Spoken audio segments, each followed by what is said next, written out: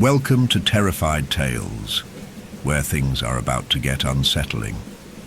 Before we dive deeper into the darkness, make sure to like and subscribe. Let us know where you're listening from and what time it is. Are you brave enough to be here at night?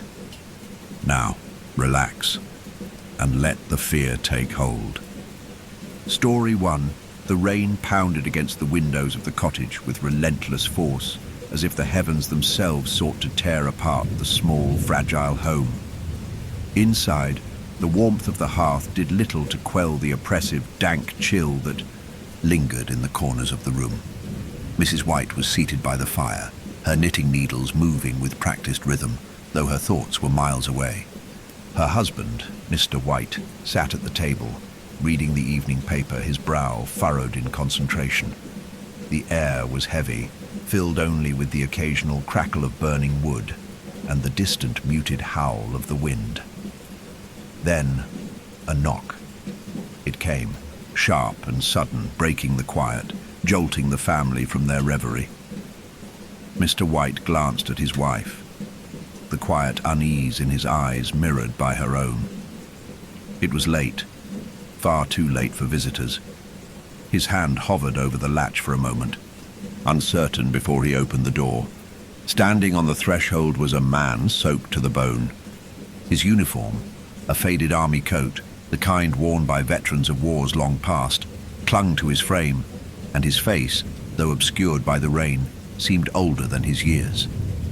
The man was a stranger, but there was something familiar about him, something that tugged at the back of Mr. White's memory.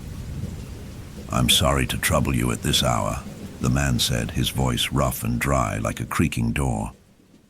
"The storm. I've lost my way." Mr. White stepped aside, a gesture of welcome, though his instincts screamed otherwise. He motioned for the man to enter, but just as he did, there was a shiver. Something in the air had shifted, cold and unnatural. The storm outside seemed to grow more intense as the door closed behind the guest.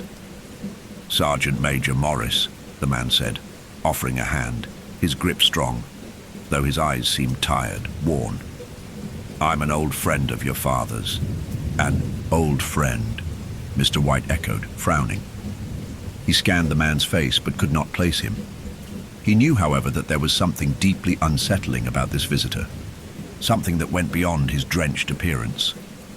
Morris's eyes flicked around the room, the corners of his mouth pulling into a grimace as he sat down in the nearest chair, as if exhausted by the very act of existing. The wind howled outside, rattling the windows, and the fire crackled, casting long shadows on the walls. "We have stories to share, I suppose," Morris muttered, almost to himself. But then his gaze locked with Mr. White's. "I'd rather not tell them. Not here. Not now. But I'll stay the night. If you'll have me." Mr. White hesitated, glancing at his wife, who had yet to say a word. Something in her gaze, far away, almost distant, told him she was feeling it too. The unease, the foreboding. "Of course," Mr. White replied, his voice steady despite the sudden discomfort that coiled in his stomach. "You're welcome to stay." As the visitor sat by the fire, a thick silence descended over the room. The warmth of the hearth did little to ease the growing tension, and Mr. White could not shake the feeling that something had changed, that the presence of this stranger had disrupted the very balance of their home. The fire crackled once more, and for a fleeting moment Mr. White thought he saw something in the shadows, something moving, but when he turned, there was nothing but the stillness of the room. The storm outside grew fiercer, as if mirroring the strange disquiet that now hung in the air. The fire in the hearth was the only source of light, casting dancing shadows across the room. Sergeant Major Morris sat near it, his hands wrapped around a steaming cup of tea, though his eyes seemed far away, lost in a place Mr. White could not follow. Mrs. White, after a long silence, resumed her knitting, though her movements were more automatic than anything else. The storm outside raged on, but it was the storm within the walls of the cottage that seemed to hold them all captive. The air felt heavy, thick with an unspoken tension that pressed on the family's chest.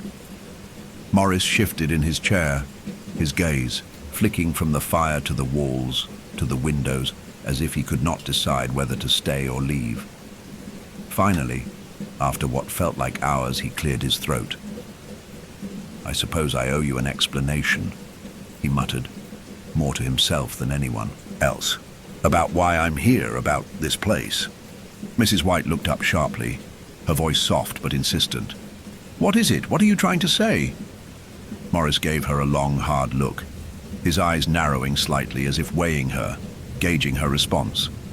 Then, after a long pause, he sighed, a sound that seemed to come from the deepest part of him, like the weight of years pressing down upon his bones. "I've been traveling, from village to village, but something always brings me back here. Something I can't quite shake. And now it seems like the storm has forced my hand."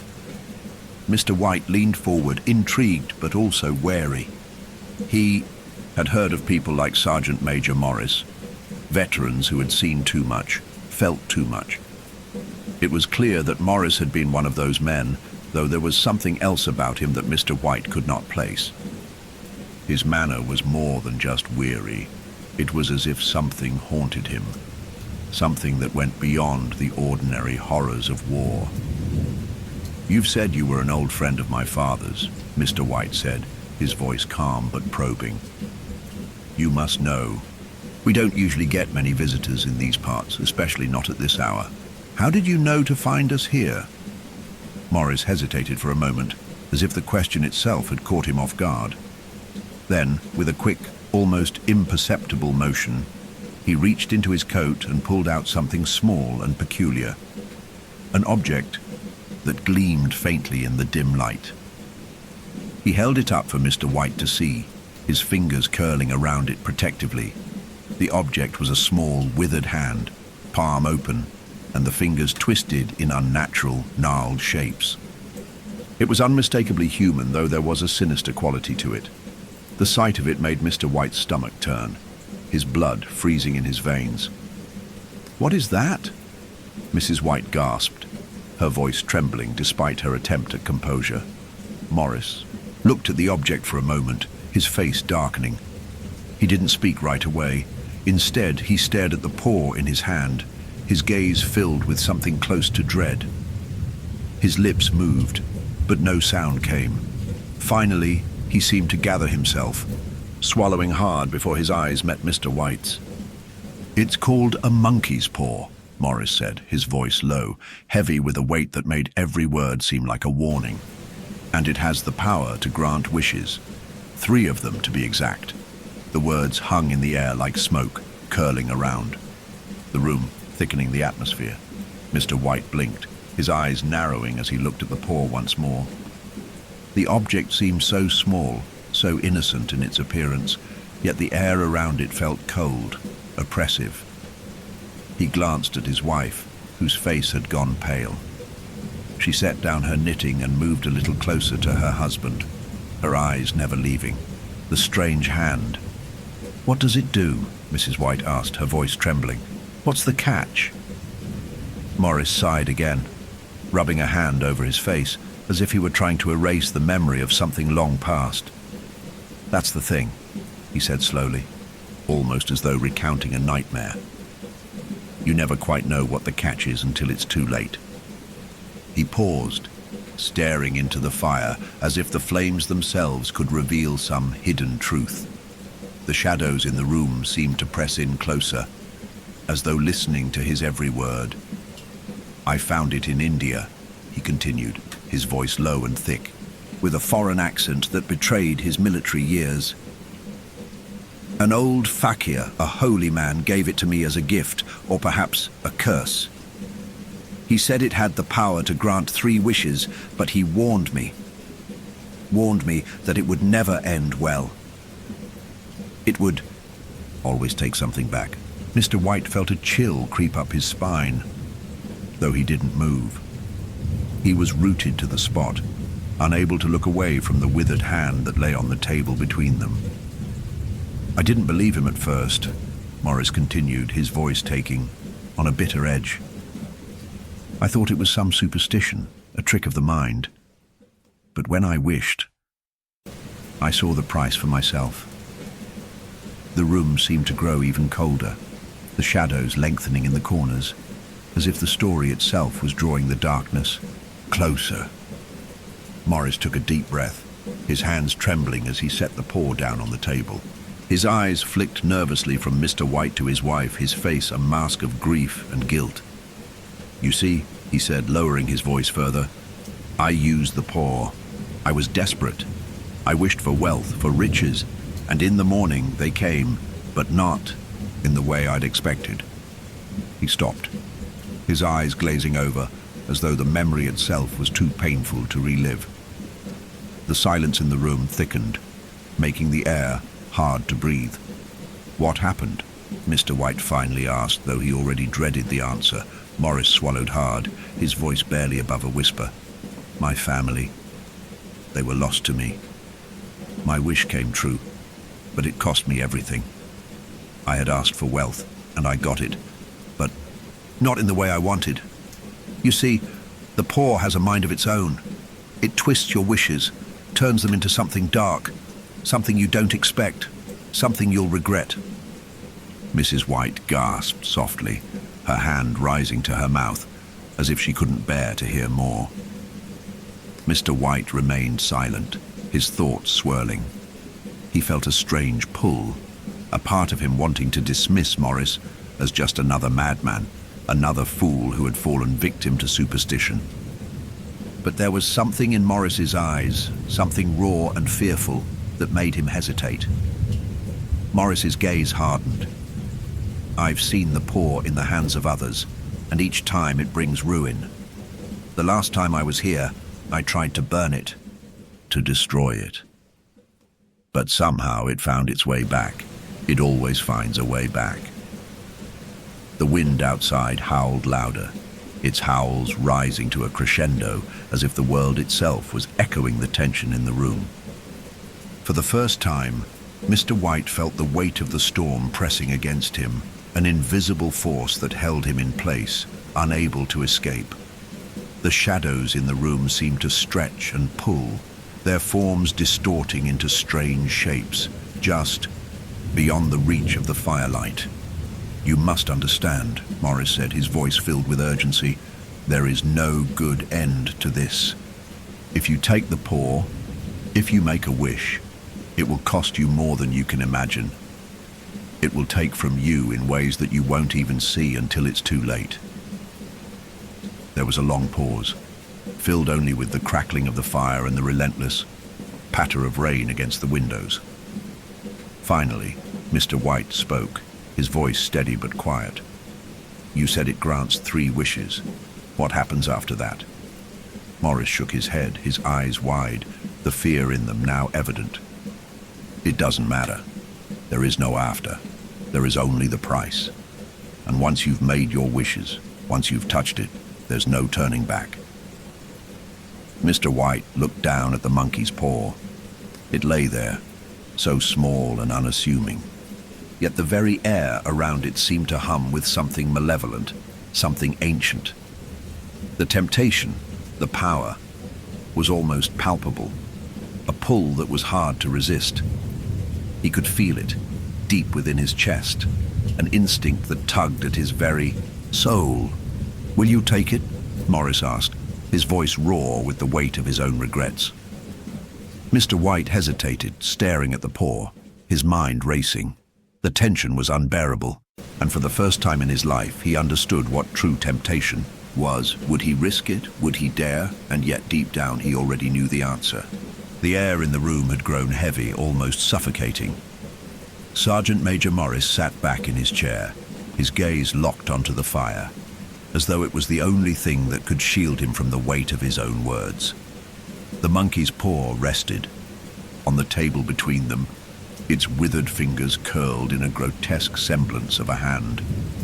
Despite its unnerving appearance, there was an undeniable allure to it, something dark and compelling that tugged at the edges of Mr. White's mind, like a whisper from the depths of his own desires. Mrs. White, her fingers trembling slightly, had turned her gaze away from the paw, her eyes fixed on the floor as if looking at it too long would somehow make it more real. She tried to resume her knitting, but the needles clattered together, as if unwilling to carry on under the sudden weight of the moment.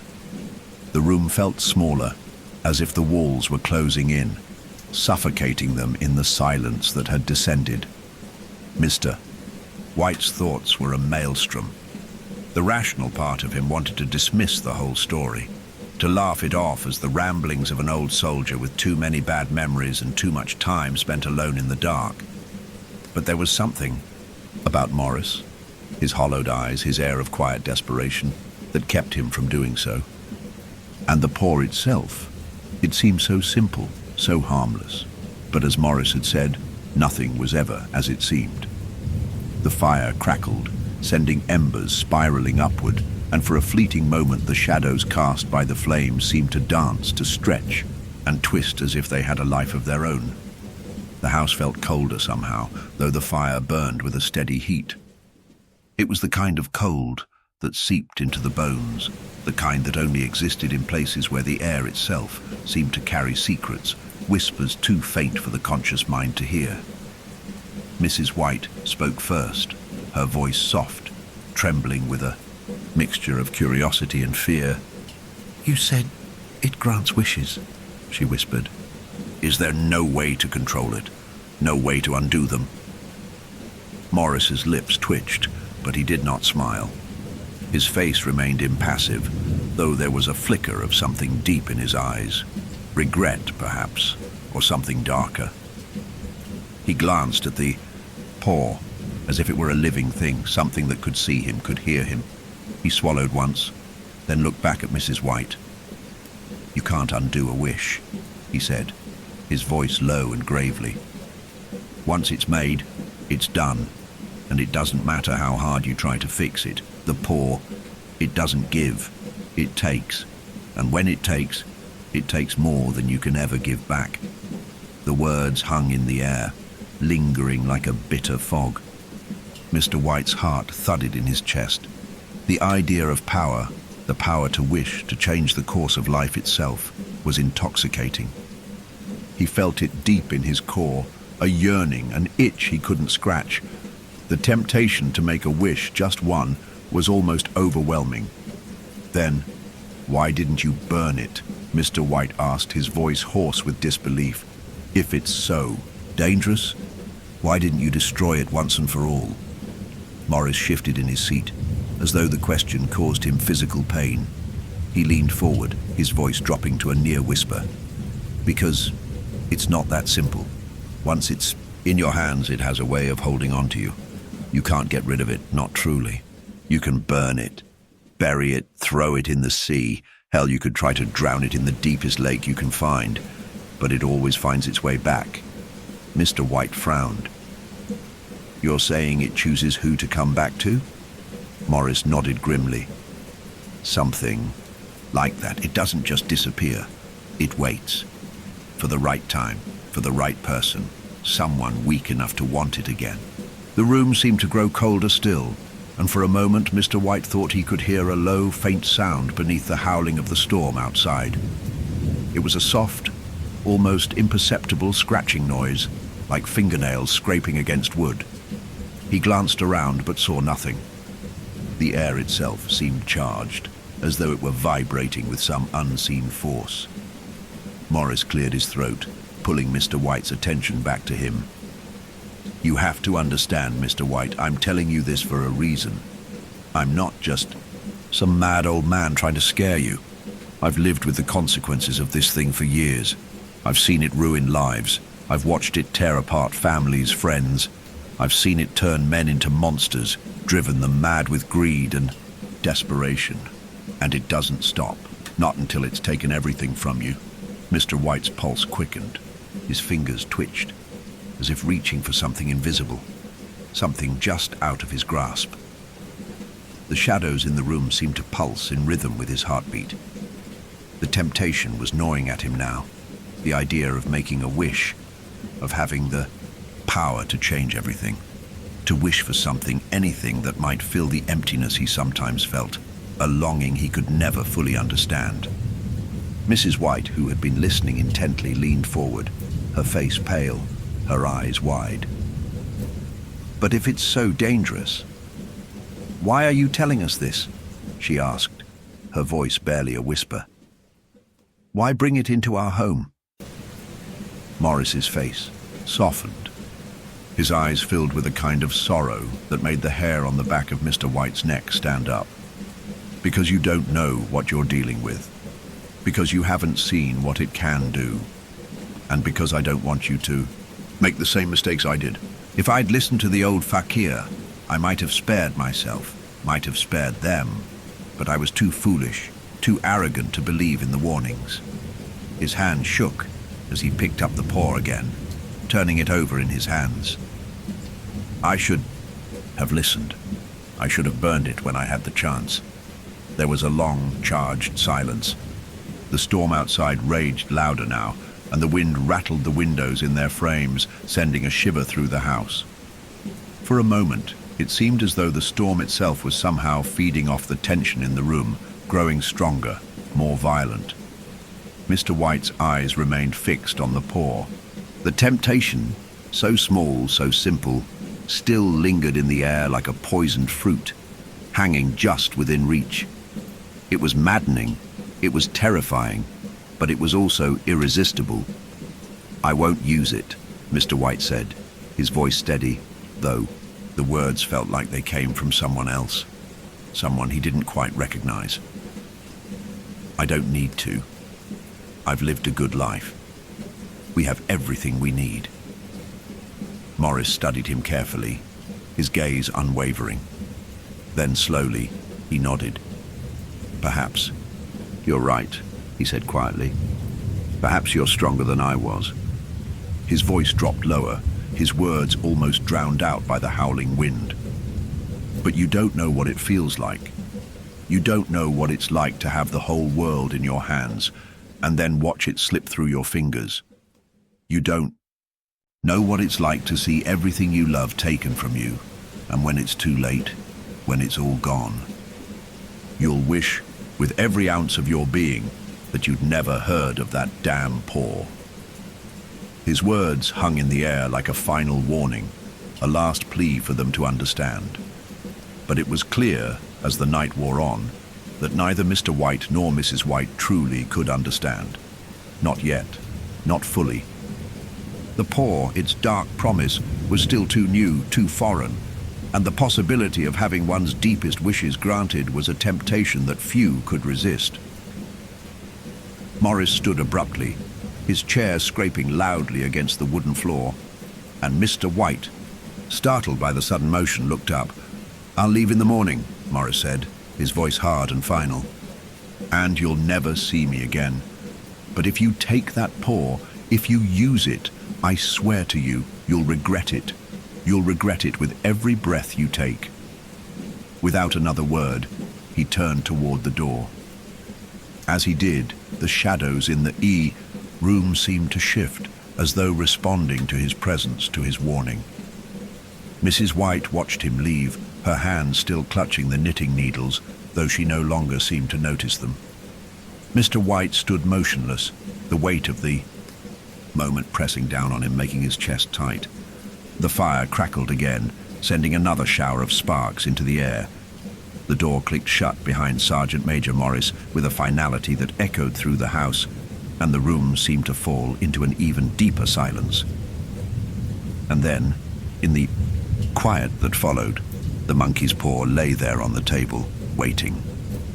The only sound was the wind outside, a distant, eerie whisper, as if the storm itself was somehow trying to warn them, to stop them from making a terrible mistake. The room was quieter now. The last echoes of Morris's footsteps had faded into the storm, swallowed by the violent wind outside. The fire burned low, its flickering embers casting long, restless shadows on the walls. Mr. White stood at the hearth, his hands clasped tightly behind his back, staring at the small, gnarled hand that lay on the table between them. It seemed almost too still, too insignificant for something that held such potential, such danger. And yet, despite the chilling warnings, despite the very air in the room that seemed to vibrate with a silent, unseen tension, Mr. White couldn't shake the feeling that it was calling to him. Mrs. White had gone eerily silent. She no longer knelt beside the table, nor did she continue her idle knitting. Her hands lay in her lap, pale and trembling, her gaze fixed on the monkey's paw. She hadn't spoken since Morris's departure, and now, as Mr. White turned his gaze back to her, he saw that she was staring at the paw, her lips parted as if there was something she wanted to say, but couldn't quite bring herself to. The silence between them was thick, almost oppressive. The storm outside rattled the windows once more, but inside there was no longer any sound, except for the crackling fire and the occasional creak of the old house settling against the wind. "I don't know," Mrs. White whispered, her voice faint, barely audible. "I don't know if I can believe it." Mr. White remained motionless, his gaze unwavering. He didn't respond right away. The words had not come easily to him, but a part of him, deep buried inside, felt an inexplicable yearning for something more. "You heard him?" she continued, her voice trembling. "The man's been through hell. He looked like a man who had seen too much to ever wish again. And yet," she trailed off, her words dying in the air, leaving an open-ended question hanging between them. "And yet," Mr. White prompted quietly, though his heart was pounding. "And yet," she repeated softly, "there's a part of me that can't stop thinking about it.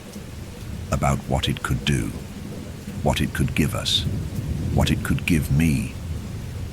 Her words rang in Mr. White's ears, her meaning clear, yet unspoken. She wasn't just speaking in generalities. She was speaking to him. She was speaking about the possibility of using the poor, of making a wish, not for wealth, not for riches, but for something deeper, something more intimate. It was the weight of a temptation so profound that it felt almost like a rebirth, a chance to rewrite the past, to undo the wounds that time had inflicted. The pause that followed was unbearable, filled with the thundering roar of Mr. White's own heartbeat. His pulse quickened, the words still swirling in his mind, making it impossible to think clearly. "What if we wished for something simple?" Mrs. White asked, almost to herself, her fingers now gripping the edge of the table. Her gaze was distant, as if she were already imagining the possibilities, lost in the quiet hum of desire. "What would you wish for?" Mr. White asked, his voice low, carrying the weight of the question. His own heart beat with an intensity that startled him. "Mrs." White glanced at him then, and the look in her eyes was both fragile and intense. There was an almost desperate quality to her expression, as if she were trying to hold on to something fleeting, something too precious to lose. "I would wish for our son," she said, her voice breaking with the weight of the words. "Our little Herbert, the one we lost." Mr. White froze. He could feel a chill run through him, a coldness that seeped into his bones. He wanted to speak, to tell her that it wasn't possible, that they couldn't bring their son back. But the words caught in his throat, for they would be lies. He knew what Morris had said. He had heard the warnings. But the part of him that was still grieving, still haunted by the absence of their son, could not help but entertain the thought. Could they? Could they really bring Herbert back? Could a simple wish undo what time had so cruelly stolen? He couldn't help himself. He turned his gaze to the paw once more. Its twisted fingers seemed to beckon him, pulling his focus away from his wife, pulling him into something deeper. The temptation, the power, was overwhelming, and for a moment, just a moment, he could almost feel what it would be like to have their son back, to have everything that they had lost returned to them. "No," he said, finally breaking the silence, his voice stronger than he felt. "No, we can't do that. We can't bring him back. Not with this thing."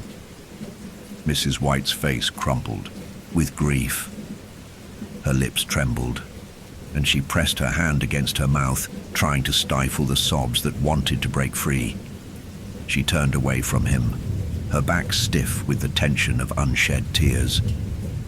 The firelight cast a flickering glow on her face, highlighting the pain that had never truly left her eyes. Mr. White reached out to her, but something in her posture told him to stop. The space between them grew wider, and the weight of the past, their loss, their sorrow, pressed down on him with unbearable force. "I know we can't," she whispered, her voice barely audible.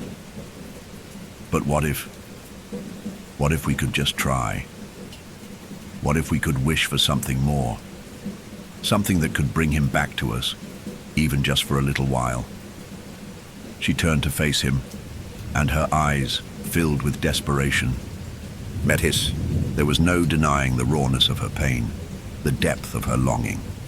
He saw in that moment how much she was willing to risk, how much they were willing to risk. Mr. White shook his head, his throat tight.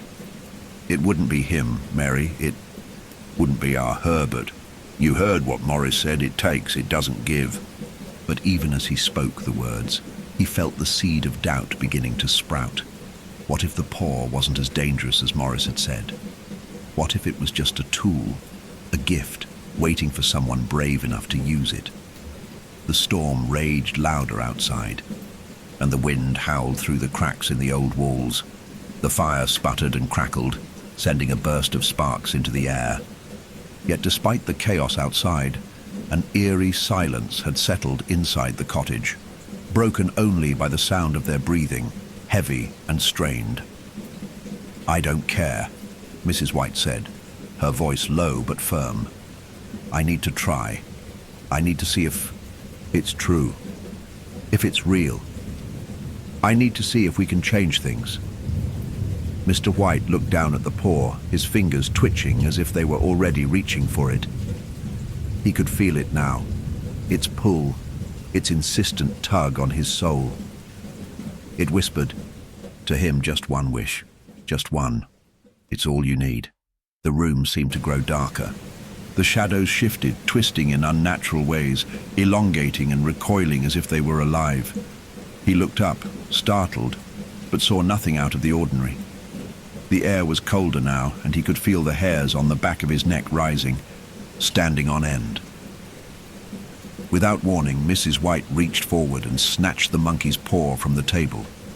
Her fingers closed around it with such force that her knuckles whitened, and for a moment, Mr. White thought she might break it in her grip. Her breath caught in her throat as she held it up, her eyes wide, fixated on the twisted thing in her hands. She closed her eyes for a moment, as if gathering strength, and then spoke, her voice trembling but resolute. "I wish for our son Herbert to come back." The words hung in the air like an incantation, hanging heavy with the weight of their meaning. The room seemed to hold its breath, as if the universe itself were listening, waiting to see what would happen next. For a moment, nothing happened. The fire crackled, the wind howled outside, and time itself seemed to stand still. But then, in the silence that followed, there was a faint sound, a low, almost imperceptible scratching noise. It came from the door, from the direction of the hall. A soft knock, a single, slow knock. The knock echoed through the room, like the hollow reverberations of a bell tolling at midnight. Mrs. White froze, her breath caught in her throat, her eyes wide, pupils dilated in a mixture of terror and disbelief. The monkey's paw was still, clutched in her hand, its gnarled fingers twisted in her grasp, as though they had a life of their own. The room felt smaller now, the walls pressing in, the shadows longer, darker, alive. The wind outside howled louder, but it seemed distant now, muted by the pounding of her heart. by the slow, steady thrum of anticipation that filled the air. White stood motionless, unable to move, unable to speak. He was staring at the door, at the place where the sound had come from. His mind raced, each thought a blur, too fast to grasp. It couldn't be. It was impossible. It had to be a trick, some cruel illusion. And yet the knock had come from inside the house.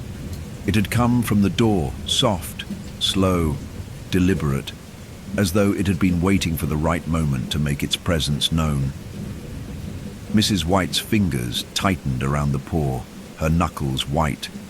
She inhaled sharply, and for a moment she seemed to struggle against some internal force, as though something was fighting to break free inside of her. She didn't speak. Her lips parted as if to say something, but no sound came out. The knock came again. Knock, knock, knock. 3 taps, distinct and unmistakable.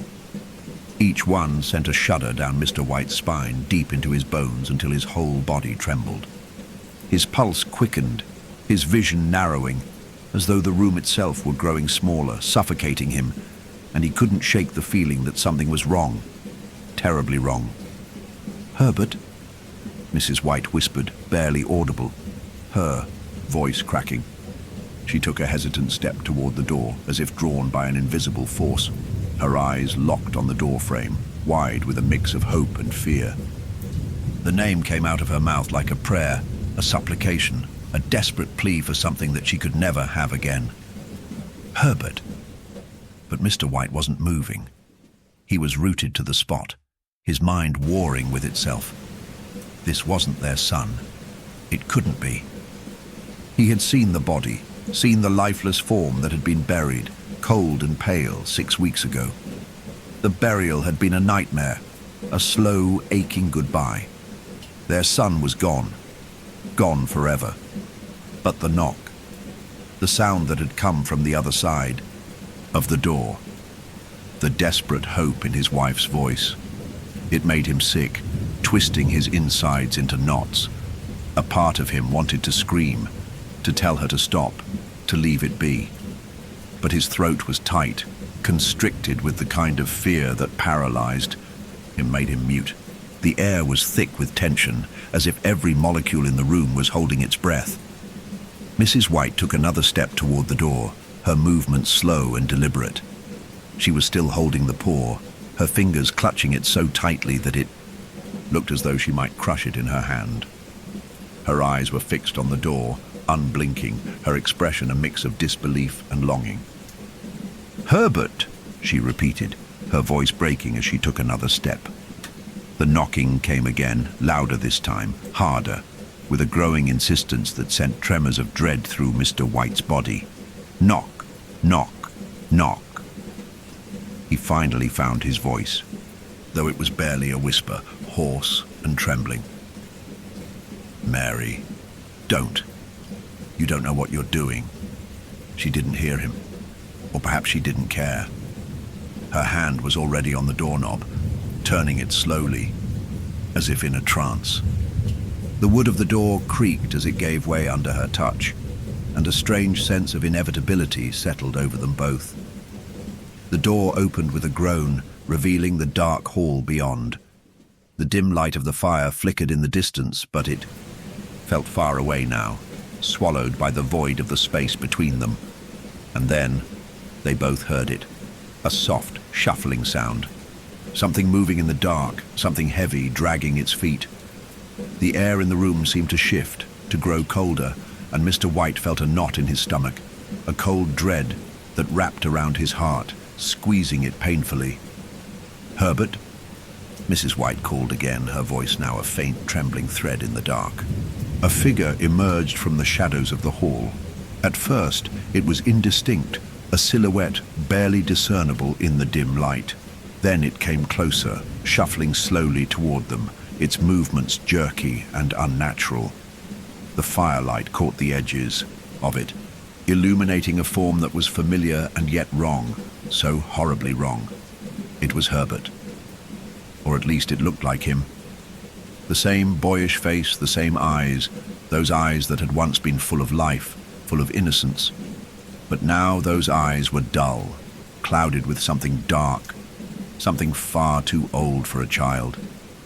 His skin was pale, almost translucent, and his body moved with a strange mechanical stiffness, like a puppet on broken strings.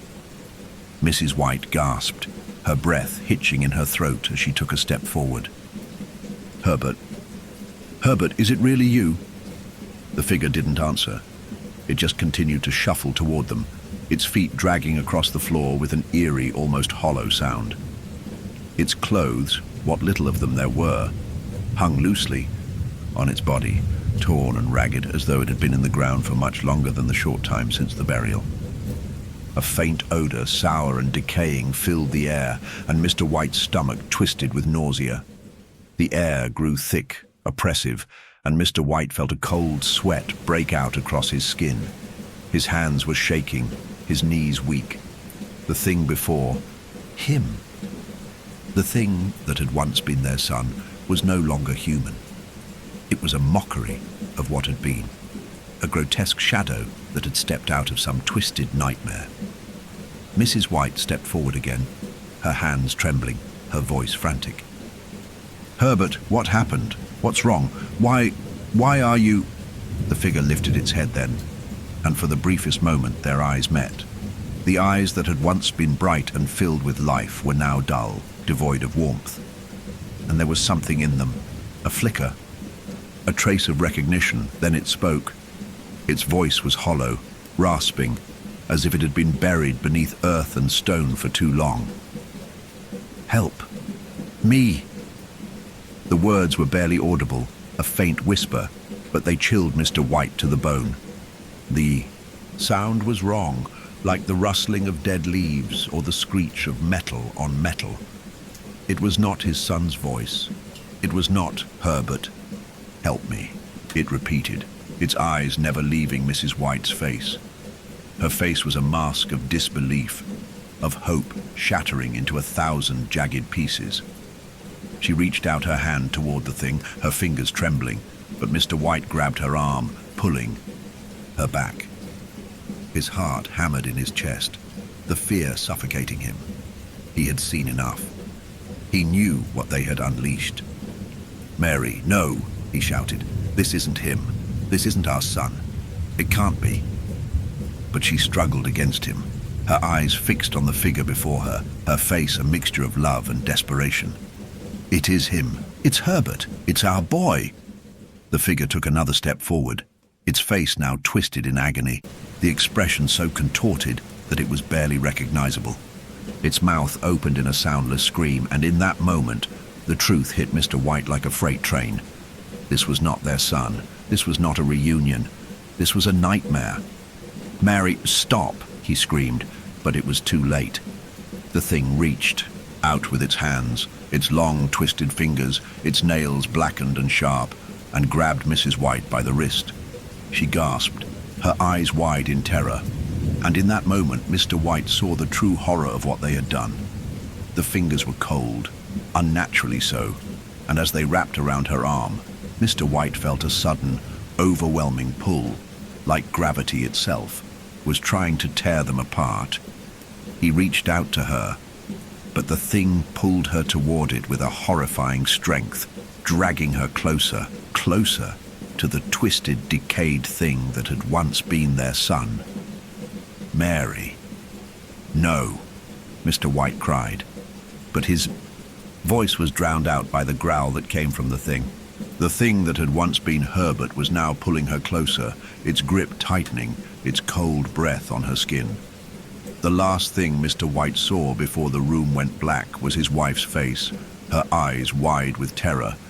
And then, just before, the darkness swallowed them whole, the unmistakable sound of the monkey's paw falling to the floor with a faint metallic clink. The room was silent, save for the eerie hiss of the wind outside.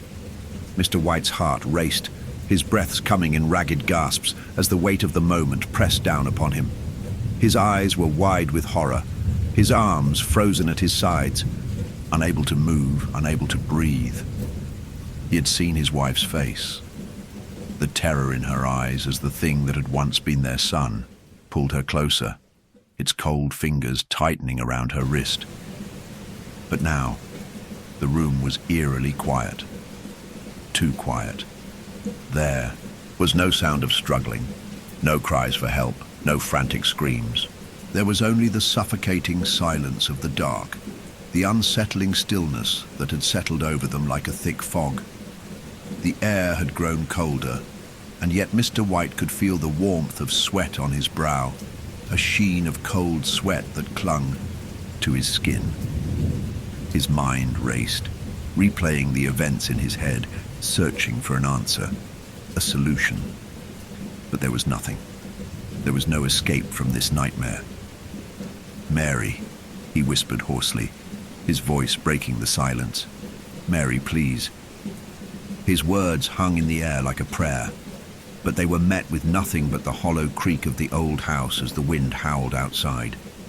He took a hesitant step forward, his hands trembling as they reached out toward the space where his wife had been. The floorboards groaned underfoot and his stomach twisted into tight knots. He looked desperately around the room, but she was gone, vanished. There was no trace of her, no sign that she had ever been there at all. And then, the thing, the twisted form that had once been their son, stepped into the firelight. It moved, slowly, deliberately, dragging its feet across the floor in an unearthly rhythm, its limbs jerking and twitching like a marionette with broken strings. Its eyes were dull, lifeless, yet somehow fixed on Mr. White with an intensity that sent a chill down his spine.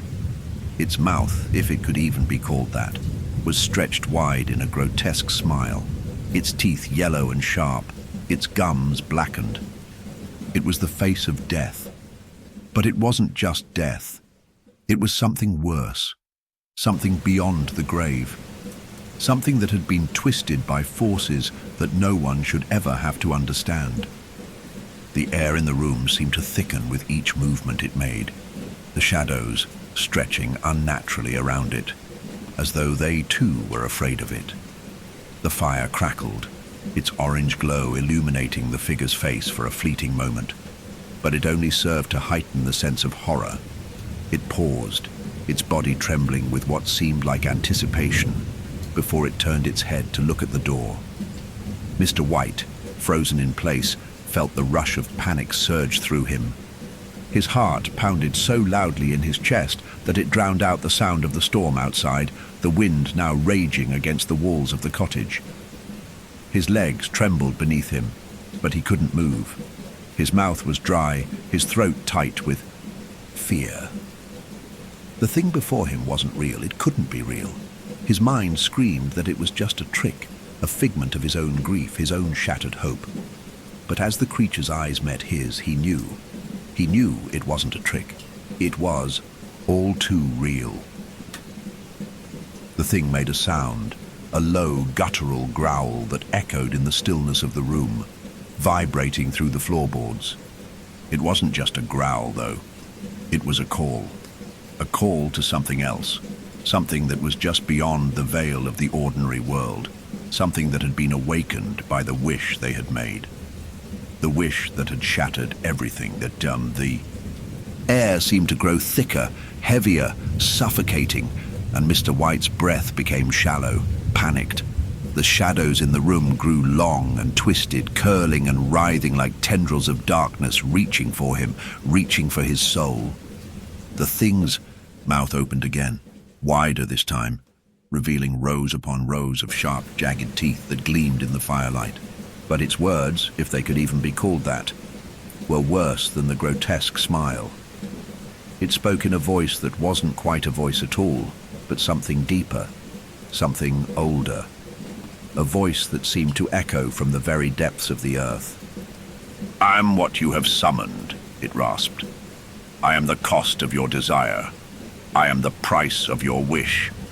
Mr. White stumbled backward, his body jerking as if pulled by an invisible force. He fell to the floor with a loud thud, his hands scrambling to grip the edges of the table, the monkey's paw still sitting there, its twisted fingers gleaming in the firelight. The thing's words echoed in his mind over and over again until they blurred together into a single terrifying truth. The price. The cost of the wish. The price they had paid for wanting more, for daring to ask for what they had lost. He looked up again, and the creature was closer now, looming over him, its face twisted in that same grotesque grin. Its eyes flickered with something that could have been amusement or hunger. It was hard to tell. "Please," Mr. White whispered, his voice hoarse, cracked with terror. He had no idea what he was asking for, what he was begging for. But there was no other choice. He had to do something, anything. "Please, take it back. I take it back. I wish." But the creature only shook its head slowly, a sound like dry leaves rustling escaping its throat. The fire flickered in the hearth, casting long shadows on the walls. The air seemed to grow colder still. "No," it said, its voice low, cold, and filled with malice. "You cannot undo a wish. Once made, it is set in motion. The consequences are inevitable. The cost must always be paid." Mr. White's mind reeled, his thoughts swirling in a frantic spiral. He couldn't think straight, couldn't process the full weight of what was happening. His wife, his son, he had wished for Herbert to come back, and now this thing, this abomination that wore his son's face, was the result, the cost. The creature took another step forward, its movements unnatural, its limbs jerking like a puppet on broken strings. And then, as if sensing Mr. White's growing panic, it reached out. Its hand, no, its claw, reached toward him, long, twisted fingers that seemed to stretch beyond the realm of reality, impossibly long, impossibly fast. Before Mr. White could react, the claw was on him, its grip cold and unyielding, tightening around his throat with a pressure that made him gasp for breath. The creature's face loomed closer, its eyes now glowing faintly in the dim light. It was so close that Mr. White could feel its cold, putrid breath on his skin, could smell the decay that clung to it like a foul miasma. "Your wish," the creature whispered, its voice a rasping hiss. "Your wish has cost you everything." Mr. White's vision blurred as the pressure around his throat tightened, his breath choking in his chest. The room seemed to spin, the shadows closing in on him, suffocating him with their dark presence. His pulse pounded in his ears, and his mind, dazed, overwhelmed, exhausted, raced to find an escape, to find a way to undo the horror they had unleashed. But there was nothing. There was no escape. With one last desperate effort, Mr. White reached out for the monkey's paw. His fingers brushed against the cold, twisted shape, and in that instant he knew. He knew that it was too late. He had made the wish. The price had been paid. There was no turning back. The creature's grip tightened, and Mr. White's world went black. The darkness came swiftly, swallowing Mr. White whole. His body was weightless, his mind suspended in a void of endless night. He had no sense of time, no awareness of where he was, only the sensation of being pulled deeper, farther from the world he once knew. His pulse echoed in his ears, and he felt a coldness creeping into his bones, a biting, unnatural cold that sank into his very soul. For what felt like an eternity, he floated in this abyss. He could no longer feel the weight of the creature's grip, nor hear the rasping voice that had promised him the cost of his wish. But he wasn't alone. In the deep silence, he could feel something far worse than mere presence. It was as though the very darkness around him was alive, pulsing with an ancient, unknowable energy. Then, just as suddenly as it had all begun, there was a shift. The void began to lighten slowly, as if the universe itself were breathing again. Faint shapes began to emerge, indistinct at first, just shadows and flickers of movement in the blackness. But soon they began to take form. Faces, figures. They were all around him now, hovering just beyond his reach. but their presence was unmistakable. Mr. White tried to speak, to call out, but no sound came from his lips. His voice was gone, swallowed by the vast, oppressive silence. Panic surged through him. Was he dead? Had he truly crossed the threshold into whatever afterlife awaited him? The shadows that hovered around him seemed to shift with malicious intent, as if they were watching him, waiting for something. Then came the sound. Soft at first, like a whisper at the edge of his hearing, but growing louder, sharper with each passing second. A familiar voice, a voice he had not heard in what seemed like a lifetime. Father. Mr. White's heart skipped a beat.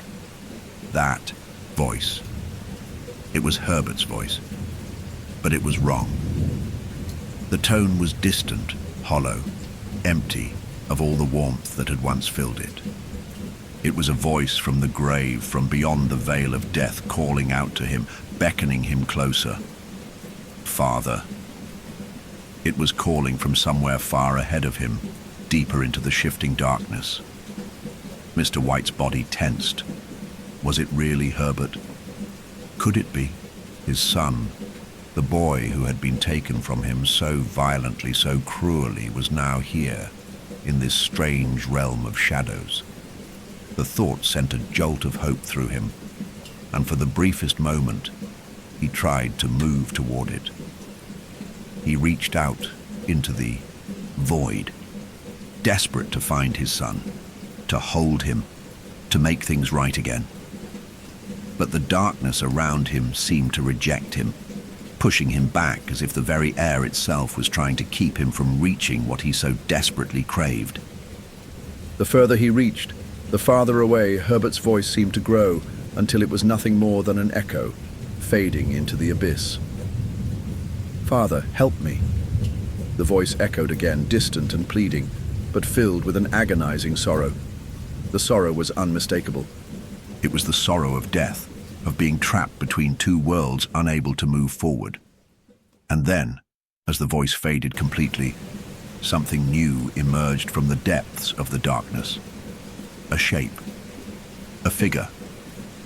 At first, Mr. White thought it was another shadow, another part of the suffocating blackness. But then it moved, slowly, deliberately, and he could see it more clearly. It was a man, tall and lean, but with features that seemed distorted, stretched and warped, as if the very fabric of his being was contorting to the will of some dark force. This figure was not like the others. It was not just a shadow, nor a mere figment of this strange, dark realm. This was something real, something alive. Mr. White's breath caught in his throat as the figure stepped closer, his feet barely making a sound on the unseen ground beneath them.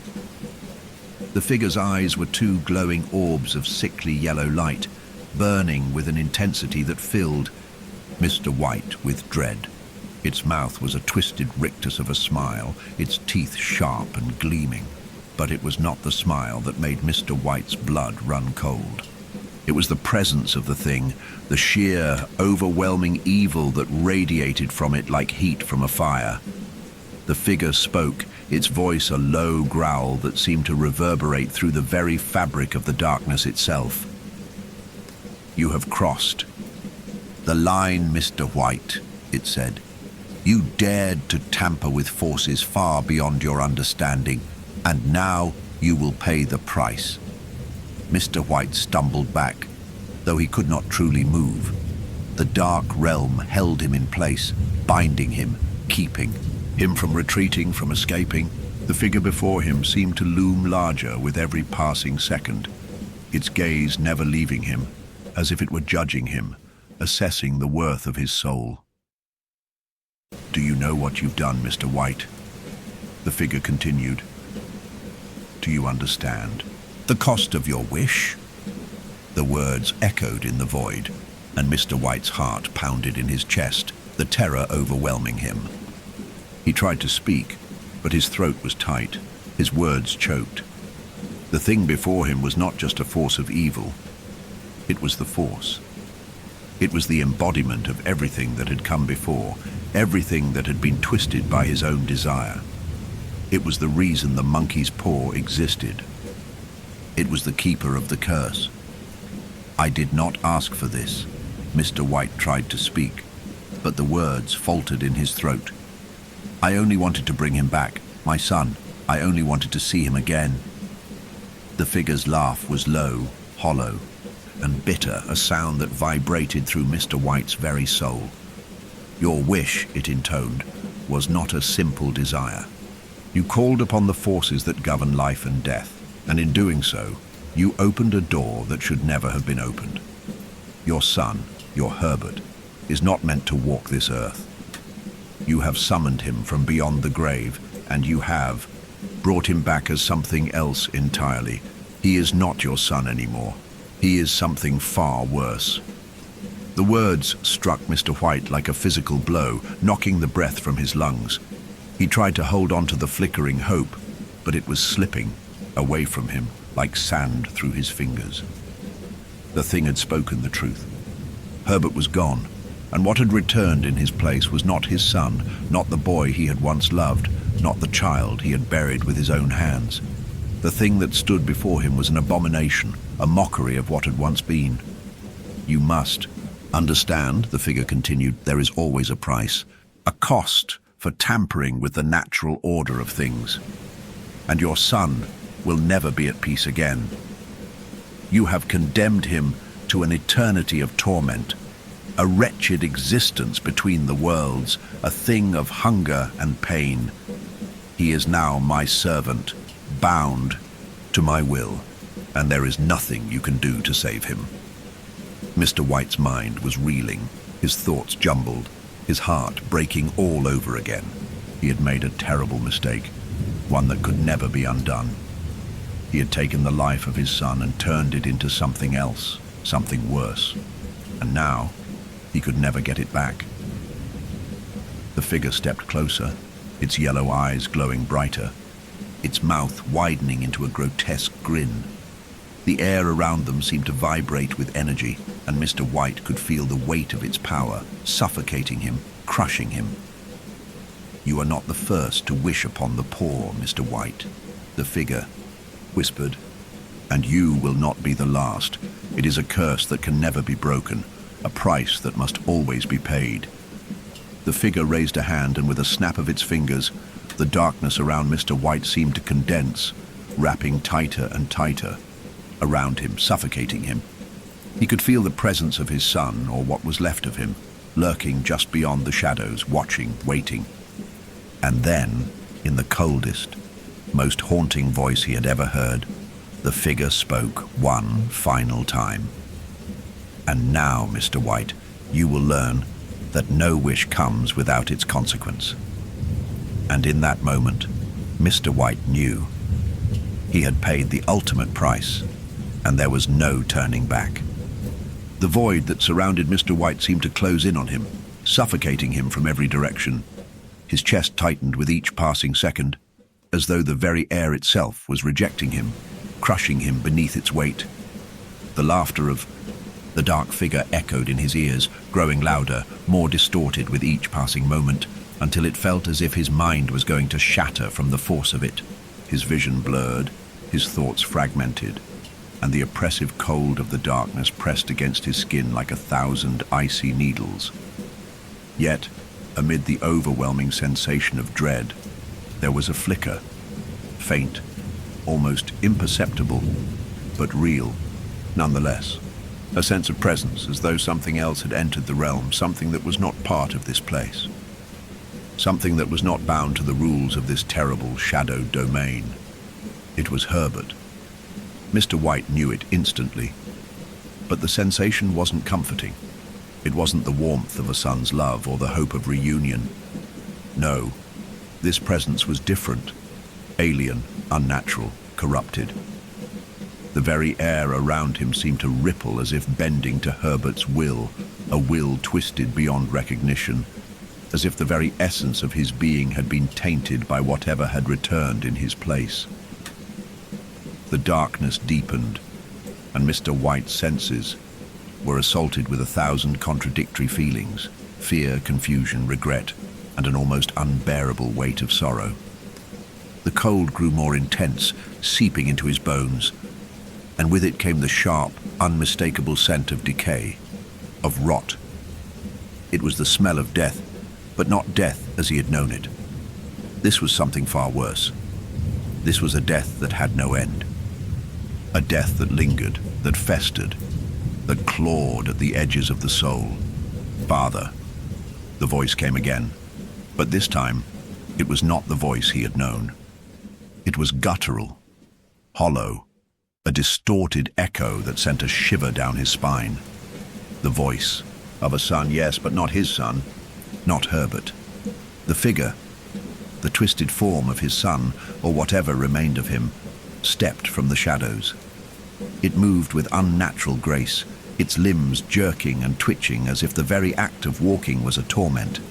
Its eyes, those hollow, sunken eyes, glowed faintly in the oppressive darkness, their gaze fixed on Mr. White with a hunger that sent an icy chill through his veins. Herbert's face, or the face that had been Herbert's, was a grotesque parody of the boy he had loved. It was pale, gaunt, with deep, shadowed hollows where his cheeks had once been full and healthy. His lips were cracked, twisted into an unnatural smile that never reached his eyes. The eyes were the worst part, though. They were filled with an emptiness that stretched into infinity, a void that swallowed everything it touched. Mr. White stumbled backward, his heart hammering in his chest, his mind a haze of confusion and despair. He had wished for his son to return to him, but this was not a return. This was a perversion of what had once been. His son was gone, and in his place was something other, something darker, more terrible than anything he could have imagined. "Herbert," Mr. White whispered, his voice shaking. "Herbert, my boy, what have they done to you?" The creature's mouth opened wider, revealing teeth that were too sharp, too pointed to be human. Its breath was foul, rank with the scent of decay. It took a step forward, its gaze never leaving Mr. White's, and with each step, the oppressive atmosphere grew heavier, thicker. It was as though the very air around them was folding in on itself, suffocating them both in a silent embrace. "Help me, Father," the creature crooned in a voice that seemed to come from the depths of the earth. Itself, "Help me, before it's too late." Mr. White's pulse quickened and his stomach churned with disgust. The thing that stood before him, the thing that had once been his son, was pleading with him, pleading for help. But Mr. White could see the truth in its eyes. There was no redemption here. There was no way to bring Herbert back. The boy he had known, the boy he had loved, was lost forever, consumed by the forces that had been unleashed by the cursed paw. This was not Herbert. This was something else, something that wore his face and spoke with his voice, but it was not him. It was a hunger, a void, a horror that had taken root in his son's body, a thing that had been born from the very curse Mr. White had brought into their lives. "Father," the creature repeated, its voice low and tortured. "You must make it stop. You must release me." Mr. White's knees gave way beneath him, and he fell to the ground, his hands shaking as they reached out for the monkey's paw. The cursed object still sat on the table, its twisted, gnarled fingers gleaming faintly in the dim light. It was as though the paw was waiting, watching, ready to claim its next victim. Herbert, or the thing that had once been Herbert, stepped closer, its cold, clammy hand reaching out for him, its fingers twitching as though it was eager to touch him, to make the connection complete. But as it neared, a terrible sense of dread filled the room, a sense that Mr. White could no longer ignore. "Please," Mr. White whispered, his voice a hollow echo of his former self. "I wish I had never. No!" The creature's voice erupted in a guttural snarl, filled with malice and fury. It lashed out, its hand shooting forward with unnatural speed, grabbing Mr. White by the throat with a strength that was inhuman. The pressure was crushing, and Mr. White struggled to breathe, gasping for air as the thing's grip tightened. "You dare speak of undoing it?" the creature hissed. Its eyes glowed with a furious intensity. "You think that wishing can change what is already done? You cannot escape the consequences. Not now. Not ever." The world around Mr. White spun as his vision blurred, his throat tightening painfully under the creature's grip. The suffocating pressure threatened to break him, but he still fought to hang on to a sliver of consciousness, still clinging to the faintest hope that somehow, some way, there was a way out. But there was nothing. The darkness closed in on him, the room growing colder and colder as the thing's grip tightened, pulling him deeper into its twisted embrace. And then, just as Mr. White thought he might pass out from the pressure, a sound reached his ears, faint but distinct. It was the sound of footsteps echoing in the silence, heavy, deliberate, almost as if they were coming from a place far beyond the walls of the room. They were footsteps of authority, of something far more powerful than the creature before him. Tinam, thing that had once been his son, hissed, its grip loosening just slightly as it turned its head, its hollow eyes narrowing. The footsteps grew louder, and a shadow began to take form in the doorway. A figure emerged, tall and imposing, its silhouette shrouded in darkness.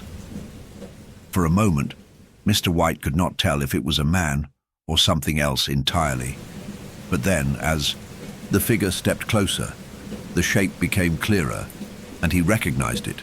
It was the figure, the entity, that had been watching him from the very beginning, the one who had whispered to him in the shadows, the one who had made it clear that the price would be paid. "You have failed," the figure said, its voice cold and detached, yet somehow filled with an undeniable power.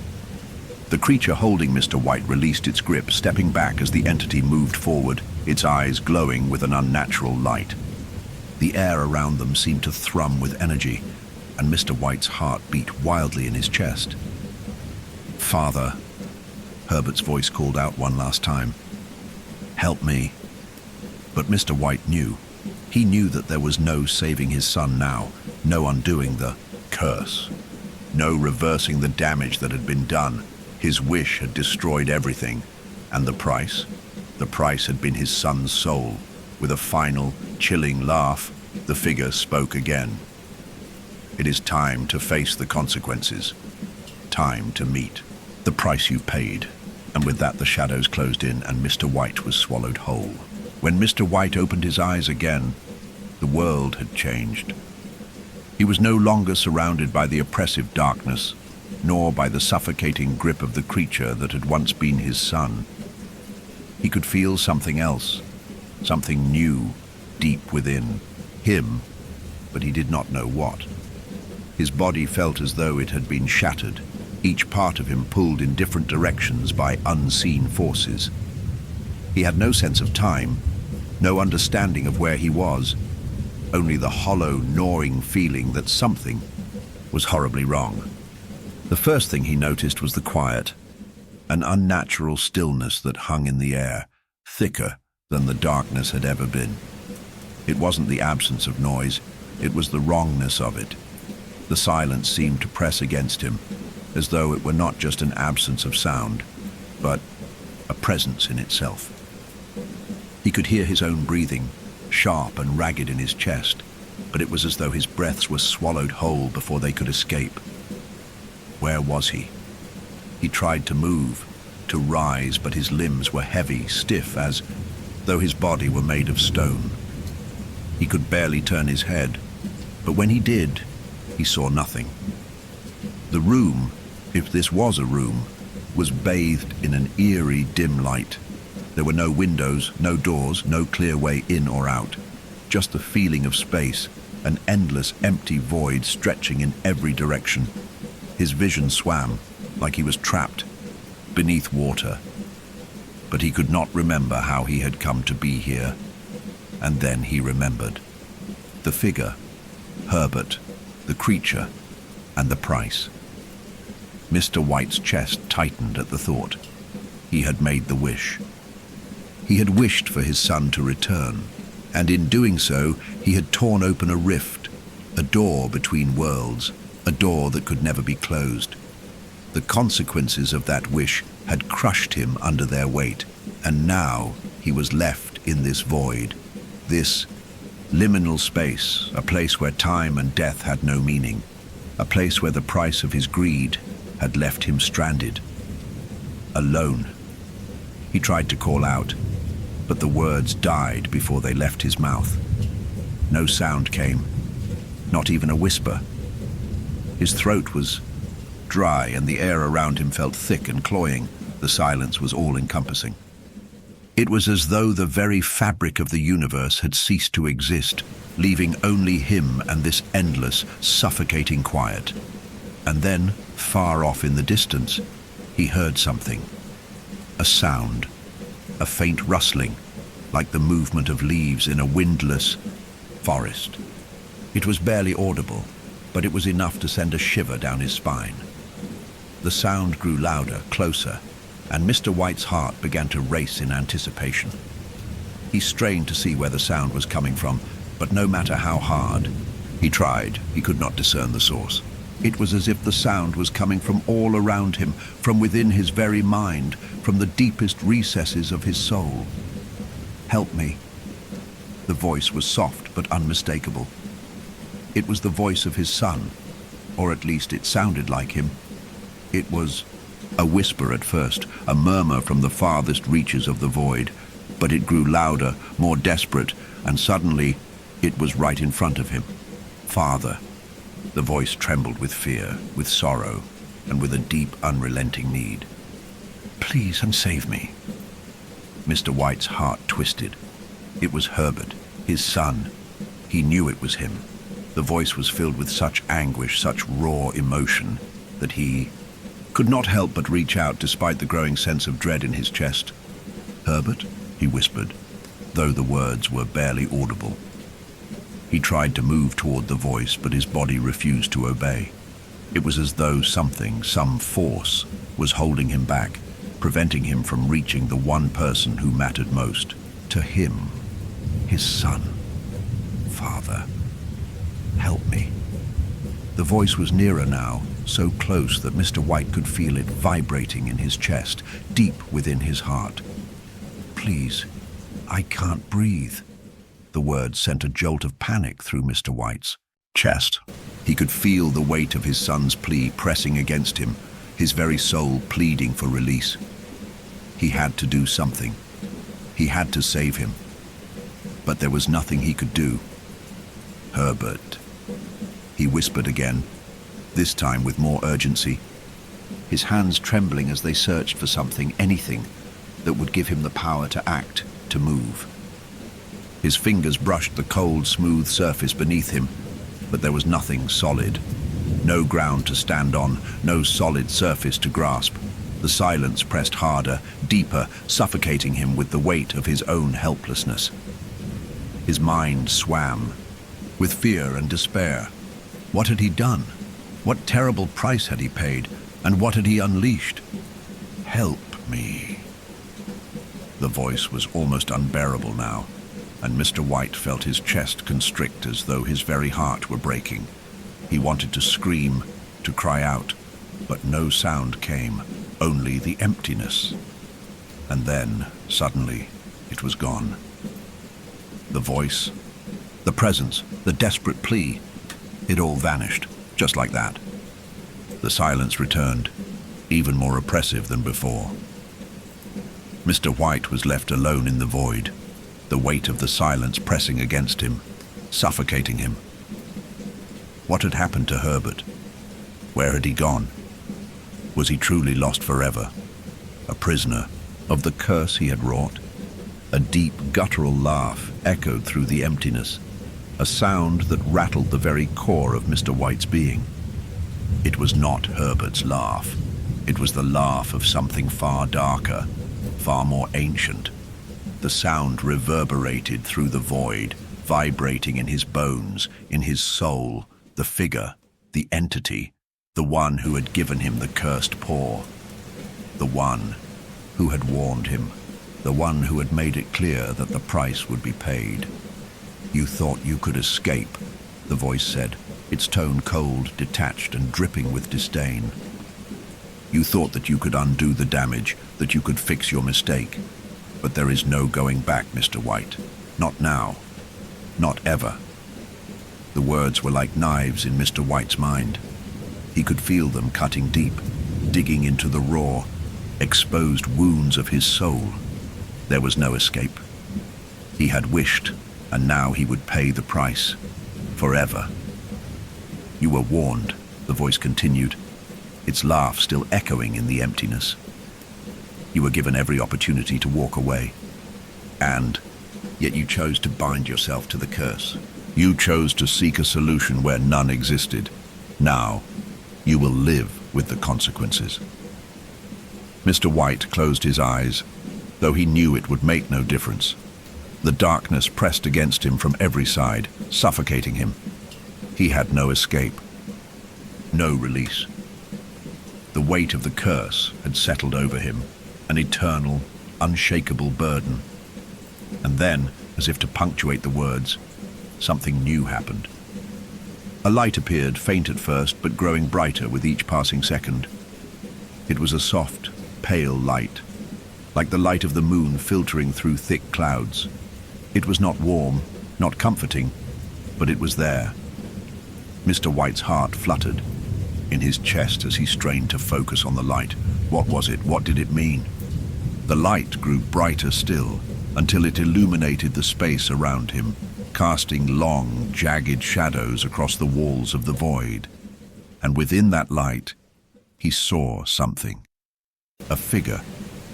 A man, tall and broad-shouldered, with a face he knew all too well. It was his own face, but distorted, twisted. It was a reflection of the man he had become, a man lost to grief, guilt, and the terrible consequences of his wish. The man in the light stepped forward, his eyes hollow and dark, filled with a deep sadness, a sorrow that reflected Mr. White's own. And as the figure drew closer, Mr. White realized the truth. He was trapped here. He had been since the moment. He had wished. The curse had claimed him, and there was no escaping it. Not now. Not ever. The figure raised a hand and pointed toward Mr. White, and in that moment, he understood.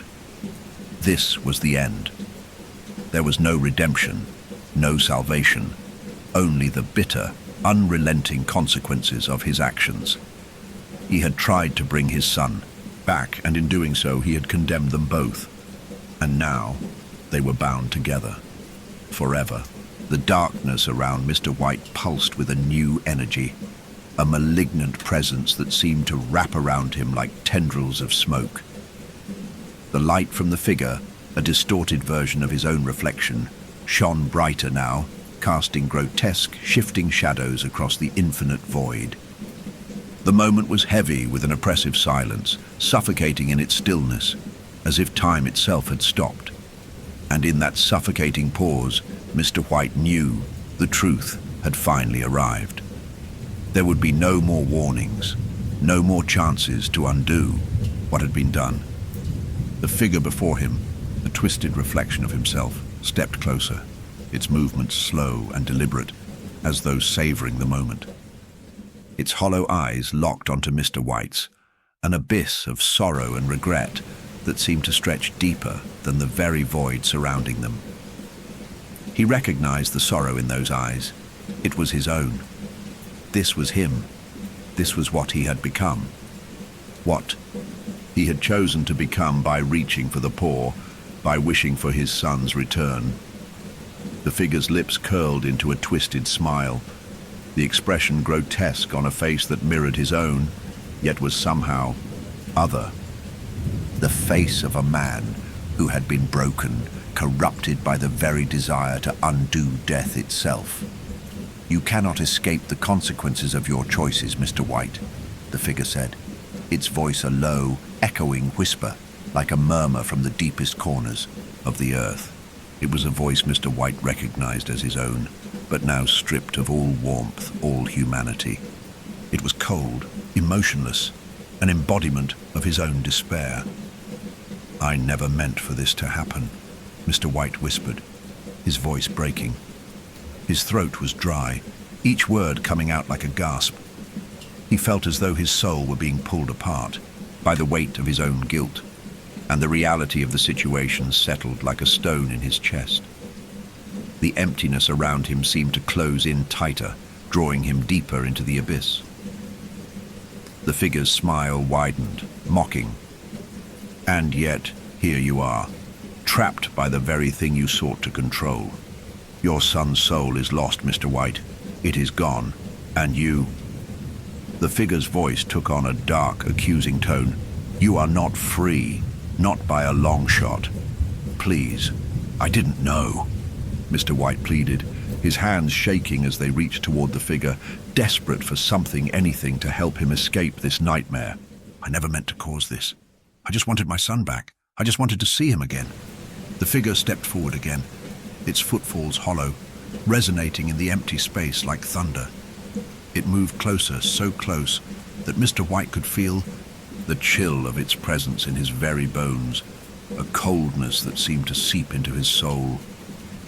The figure's eyes glowed with an unnatural light, yellowed, sickly, and they bored into Mr. White with an intensity that made his skin crawl. "You wanted him back, yes?" the figure hissed, its voice growing more shrill, more sharp. "But not just him. You wanted the life that you had before, the happiness, the joy, the peace. You wanted the illusion of a world where nothing had ever gone wrong.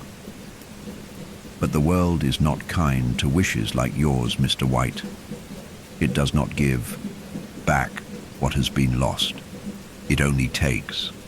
The figure's hands raised, and Mr. White felt the cold fingers of dread curl around his heart. In that moment, the figure became more. It became a thing beyond a reflection, beyond a simple echo of himself. It was as though it had taken on a life of its own, something ancient and far more powerful than he could comprehend.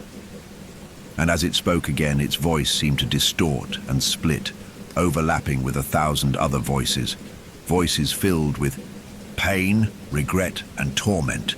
"You have no idea what you have unleashed," the figure continued, its voice now a chorus of echoes. "The curse was never meant to be broken. It was meant to bind.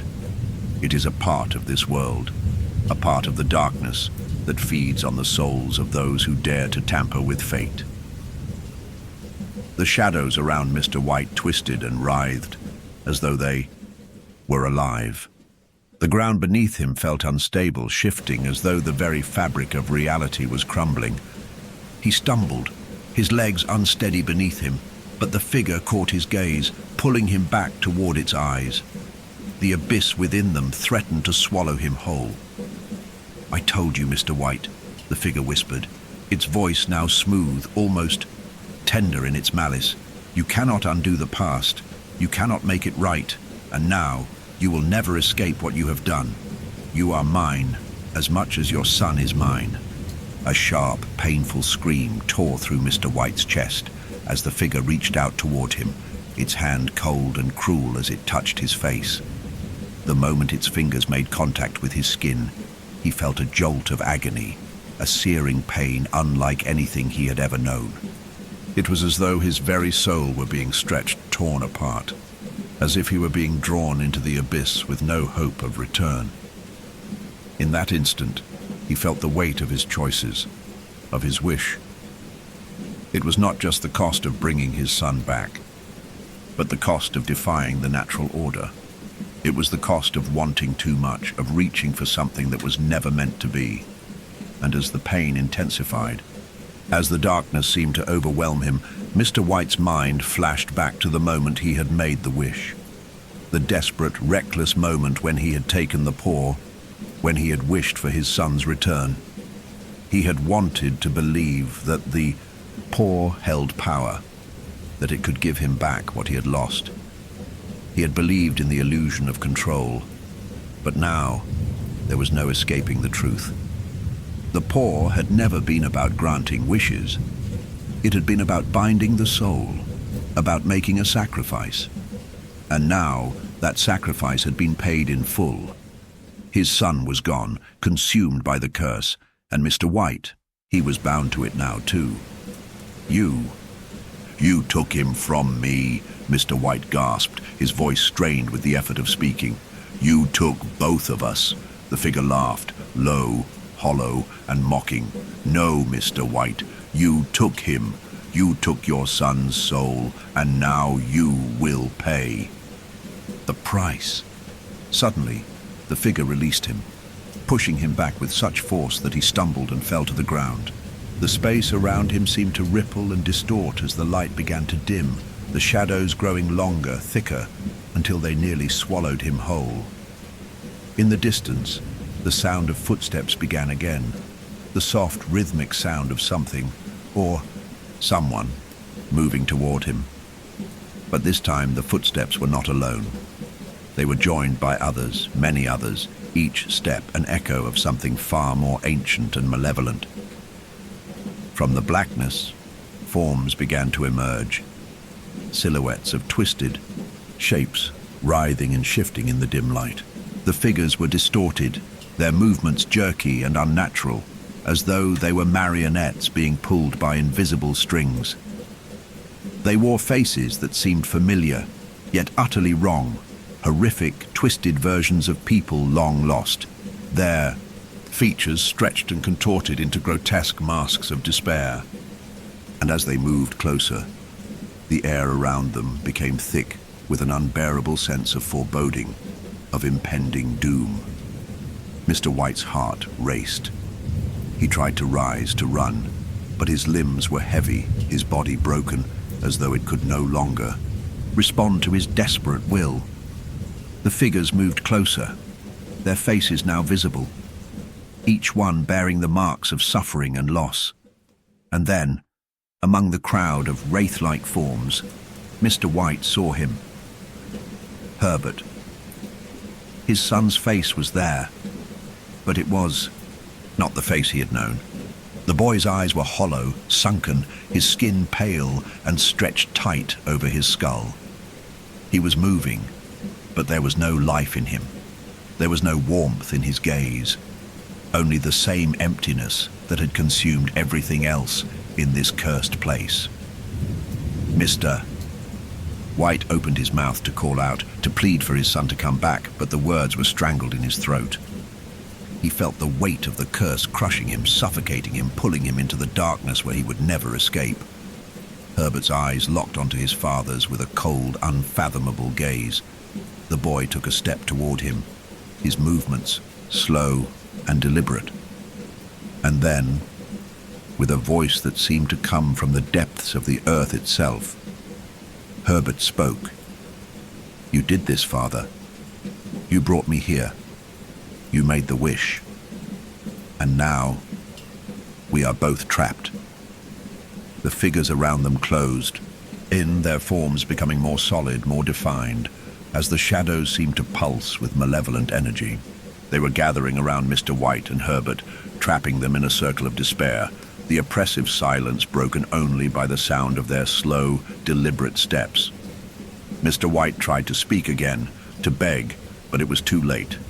The curse had claimed them both, and there was no escaping it now, no redemption, no escape.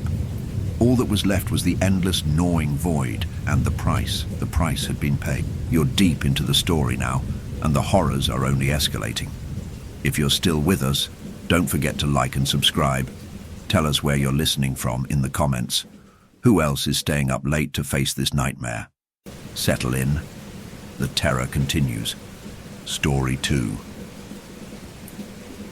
The night had fallen heavy and oppressive, draping its velvet weight over the quiet town like a suffocating shroud. The wind, though soft, carried an unsettling chill as it rustled the brittle leaves outside the windows. Inside, Evelyn sat by the fire, staring at the flickering flames that seemed to twist and dance with a strange, unnerving energy.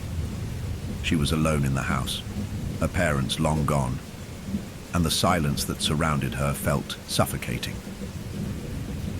It had been 2 months since her father's passing, but the grief still clung to her like a cold, persistent fog. At night she could hear his voice, faint, almost inaudible, whispering from the corners of her room. It was always the same thing. "Evelyn, it's not over. Don't let it in."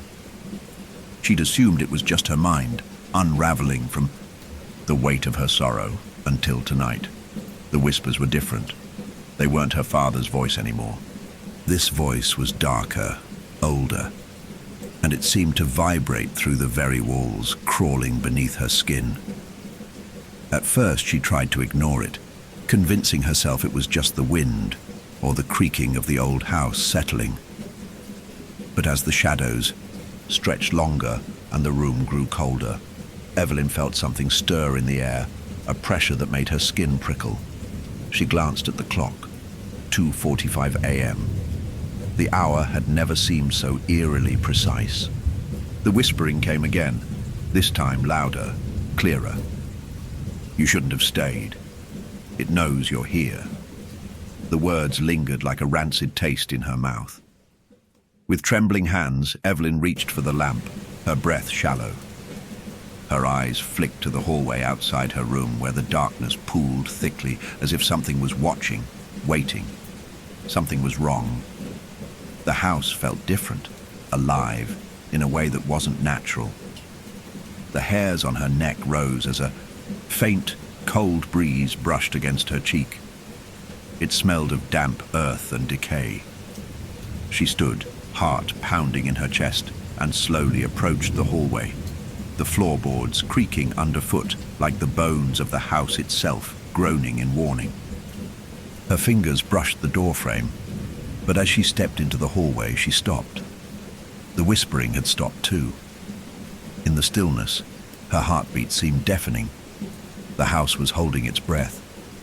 Then, a faint scratching sound echoed from the attic above. It was soft at first, like the movement of something small scurrying in the dark. But it grew louder, more insistent, until it became a scraping, clawing noise. Evelyn's breath caught in her throat.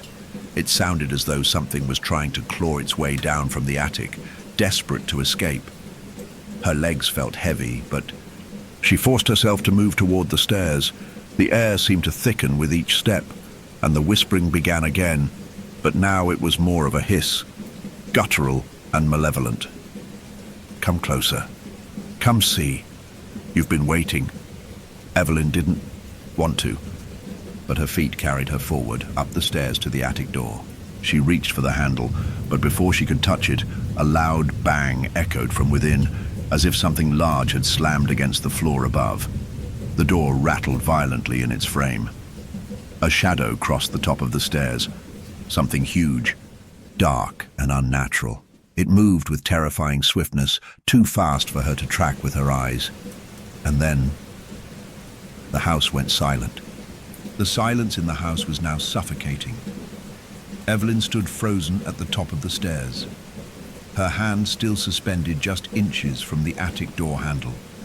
The darkness beyond the door seemed to swell, like a living, breathing entity waiting for her to make a decision. Her heart pounded violently against her ribs, echoing in her ears louder than the faint scratching sounds that had once filled the air. She felt the weight of her father's warnings in her chest, warnings that she had pushed aside, dismissing them as irrational fears born of his fragile state in the final months of his life. But now, standing at the edge of this terrifying precipice, Evelyn understood that perhaps he had known something she didn't. She glanced over her shoulder, her eyes narrowing on the shadowy hallway behind her. The house, which had always felt so familiar, so much like home, now felt like a trap, an unwelcoming labyrinth that refused to let her escape. She should leave. She should go outside, run until her lungs burned. But something in her chest, some deep, irrational pull, urged her forward. It was as if the house itself was beckoning her to open that door, to face what lay on the other side. Evelyn took a shallow breath, steadied herself, and gripped the handle of the attic door. The wood was cold, unnaturally so, as though the temperature of the house had dropped in an instant. She twisted the handle and the door creaked open with a groan that sent a shiver down her spine. The attic lay beyond, swallowed in thick darkness, so complete that it felt like a void. For a moment, Evelyn hesitated, her thoughts a blur of confusion and dread. But then, from within the darkness, a whisper curled around her mind, soft, barely perceptible, like the wind through the trees, but unmistakably there. You should have listened. You should have stayed away. Evelyn stepped into the attic, her footfalls tentative and careful, as if each movement might disturb something sleeping in the shadows. The air was stifling, thick with dust and the musty smell of age. It clung to her skin, making it hard to breathe. She reached for the light switch, but when her fingers brushed it, she froze. The bulb flickered once, then plunged the space into deeper darkness. She reached again, but the switch refused to work, as if the house itself was fighting her. The sound of movement above her head, a scraping, a dragging sound, suddenly echoed in the attic. Something was up there. It wasn't the soft scurrying of mice or rats. It was something heavier, more deliberate. The noise came from behind a large stack of old furniture covered in tattered sheets that fluttered faintly in the draft. Evelyn moved towards it, her heart racing. She could barely see her hand in front of her face. The only sound in the attic was her breathing, quick and shallow, and the low, steady scraping noise. The air felt alive, vibrating with an energy she couldn't comprehend. Evelyn's hand brushed against the first piece of furniture, a tall, narrow wardrobe, its wooden surface rough and worn. She pushed past it, feeling the edges of other objects as she moved, her fingers trembling. And then, from the far corner of the room, she saw it, the source of the noise. At first, it was a blur, a mass of shadows and half-formed shapes. But as her eyes adjusted, a figure began to emerge from the darkness, hunched over, dragging itself across the floor. Its movements were unnatural, jerking and twitching, as if it were struggling against some invisible force. Evelyn felt the hairs on her neck stand up, every instinct in her screaming to turn around and flee, but she couldn't move. She was frozen in place, her body refusing to respond. The thing, whatever it was, turned toward her, its face hidden beneath a tangle of matted hair. A low, guttural sound emanated from its throat, something between a moan and a growl. Evelyn's blood ran cold, the air around her thickening, pressing in like a vice. She tried to speak, to scream, but her voice caught in her throat. The creature, or whatever it was, took a slow, deliberate step towards her, and Evelyn felt an overwhelming sense of dread flood through her. She wanted to look away, to close her eyes, and pretend none of this was real. But her gaze was locked on the figure, drawn to it as if some force beyond her control was keeping her there. Its movements were slow but purposeful, like a predator closing in on its prey. Evelyn's breath quickened, each exhale a strangled gasp. She tried to back away, but her legs refused to move. The thing shuffled closer, and then, as if sensing her fear, it stopped. The silence that followed was almost worse than the creature's movements. In that oppressive stillness, Evelyn could hear her own heartbeat, each pulse echoing in her ears. "You shouldn't have come," the creature rasped, its voice like dry leaves being crushed beneath feet. Evelyn's stomach turned as the words sank into her mind. It was speaking to her. It knew she was there, knew she had entered the attic, and it was waiting. She thought she might be sick, but her body refused to let her move, to react in any way. She was trapped in her own fear, unable to escape. The pull of the creature's presence. The thing's face remained hidden beneath its tangled hair. but Evelyn could feel its eyes on her, boring into her. She had to do something. Anything. She had to get out of here before it was too late. With every ounce of strength she could muster, Evelyn forced herself to move. Her legs trembled beneath her, but she took a step back, then another. The thing's eyes, she was sure it was watching her now, followed her every movement.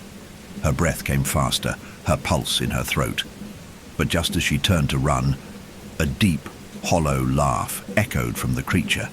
It was so wrong, so unnatural that it froze her in place once again. "You can't leave," it whispered. Evelyn's world seemed to close in around her.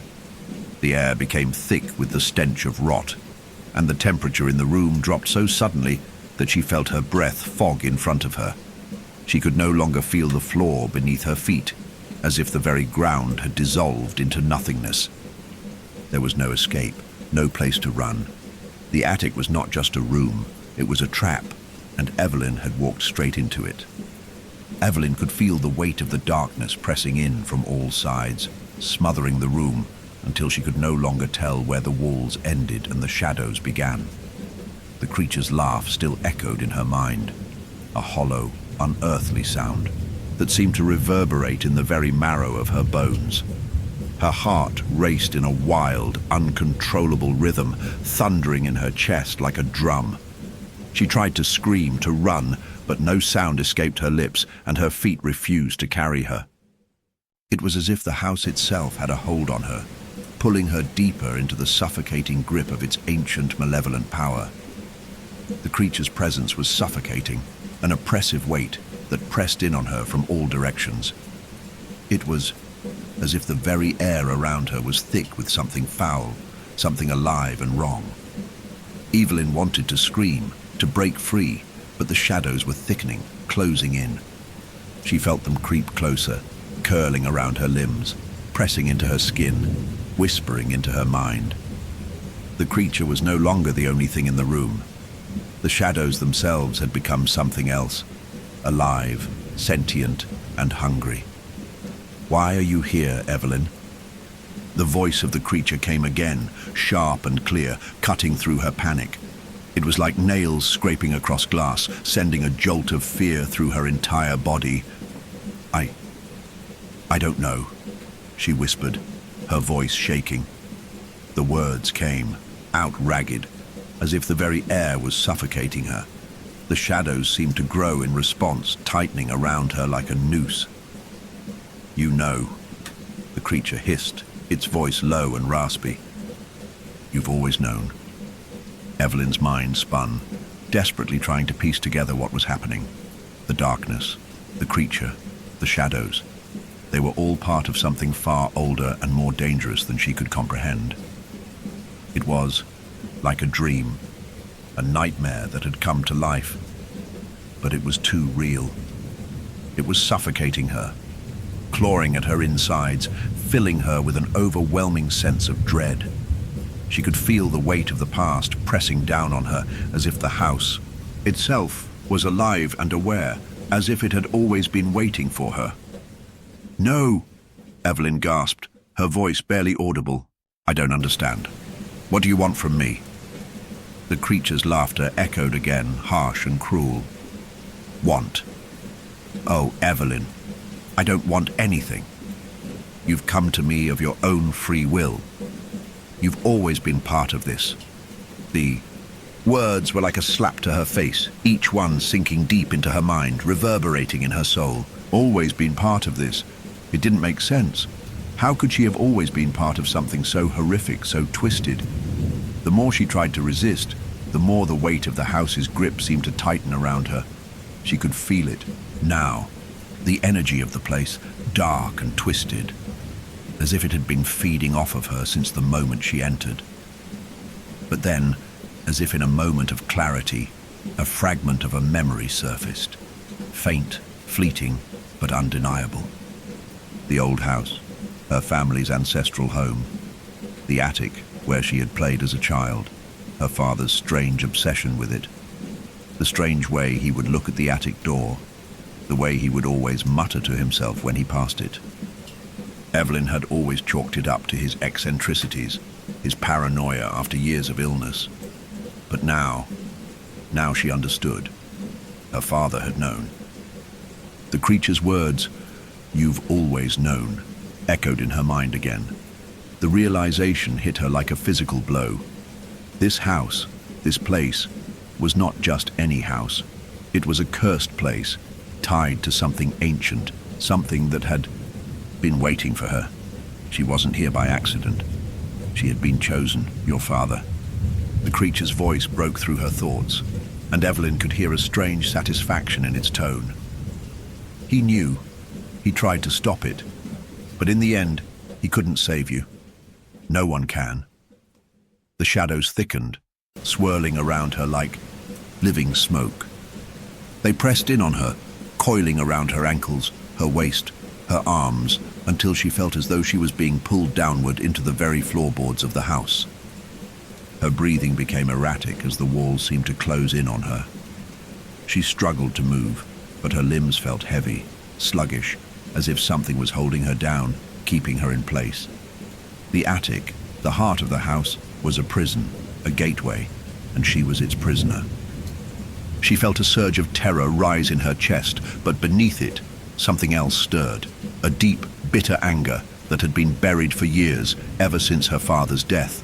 The guilt, the grief, it all had to be buried deep within her, because the house, her mother, the people in the town, they all told her that she had to be strong, that she had to push those feelings aside and move on. But how could she move on when her father had never truly left? How could she move on when the house, her family's legacy, was now drawing her into its depths? Evelyn's fists clenched as the shadows wrapped tighter around her, pulling her deeper. She was being suffocated, crushed by the weight of her own emotions, and the house that had always seemed like home was now a place of monstrous, overwhelming dread. Do you feel it? The creature's voice whispered again, dripping with mockery. The weight of your father's failure, his guilt, his secrets. Evelyn felt her body tremble as she fought against the crushing pressure of the shadows. Her mind was racing, torn between the fear and the anger that threatened to consume her. She had to face this. She had to understand what was happening. She couldn't run. She wouldn't run. Her gaze fell on the far corner of the attic, where the shadows seemed to grow, thicker, deeper. The creature was still there, but it was no longer just a shadow in the dark. Evelyn could see it now, truly see it. Its form was shifting, its features indistinct, like a black cloud that writhed and pulsated with dark energy.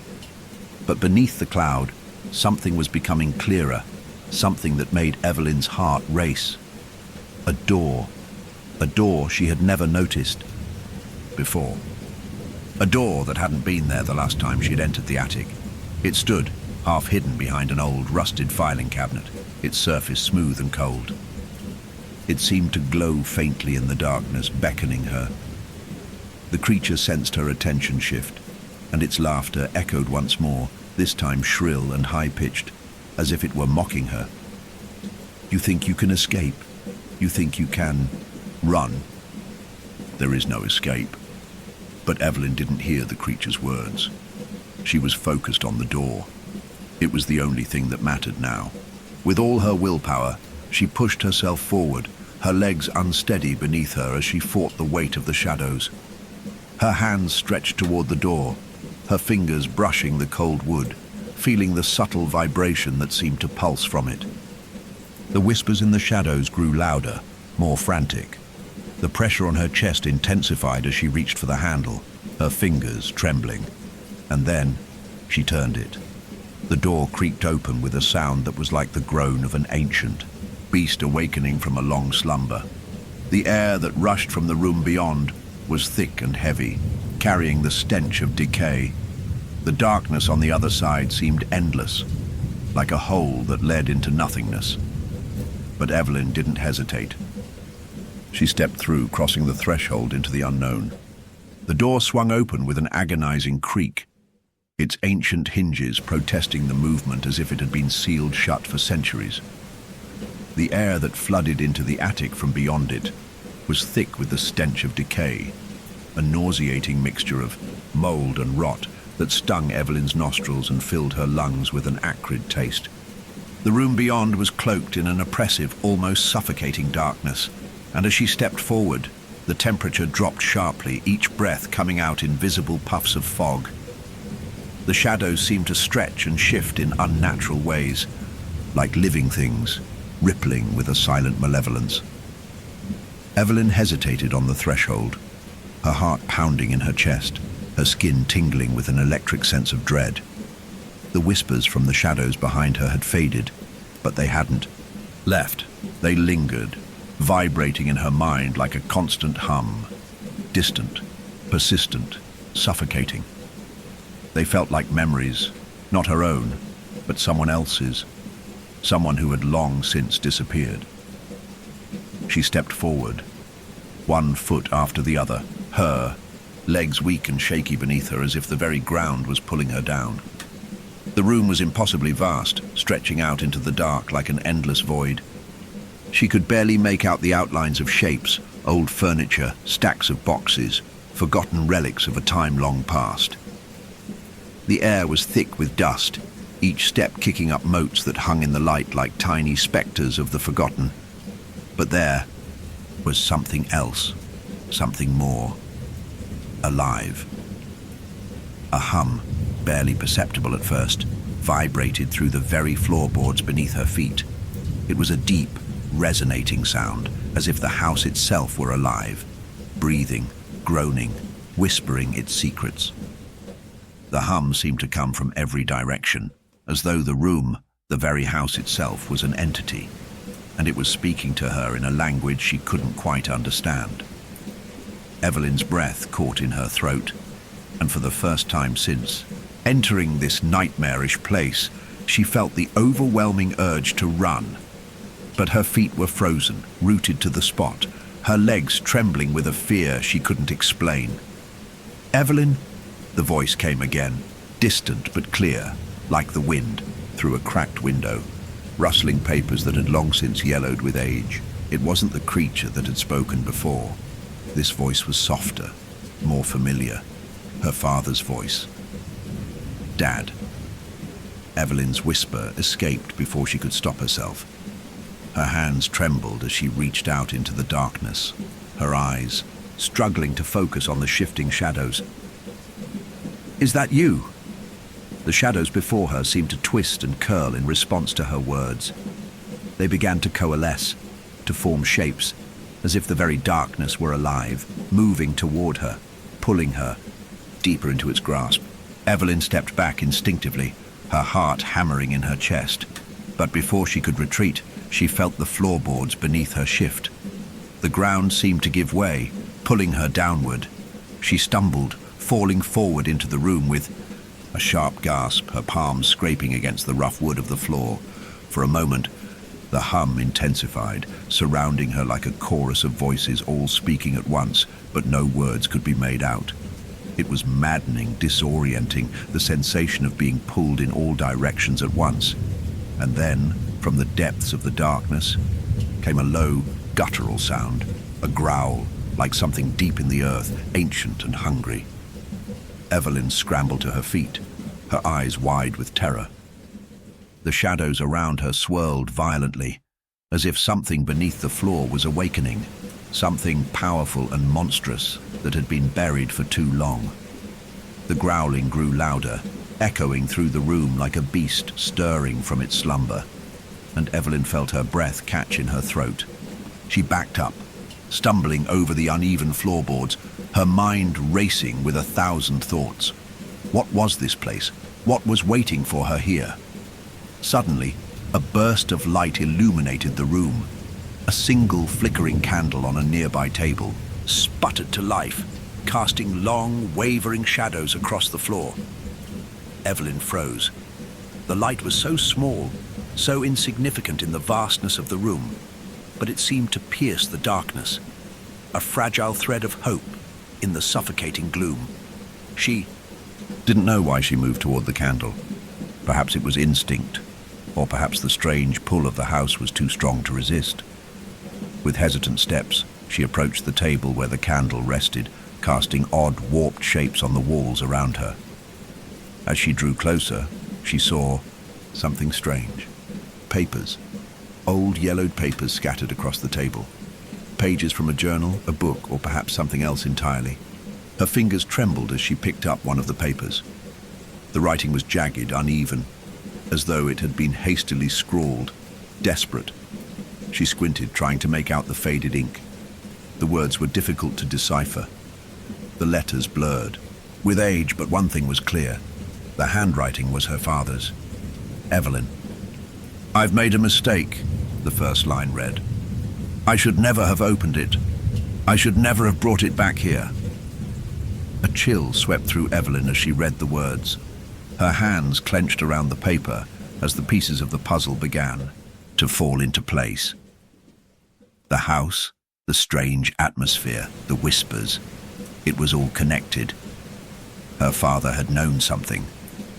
He had been hiding something from her.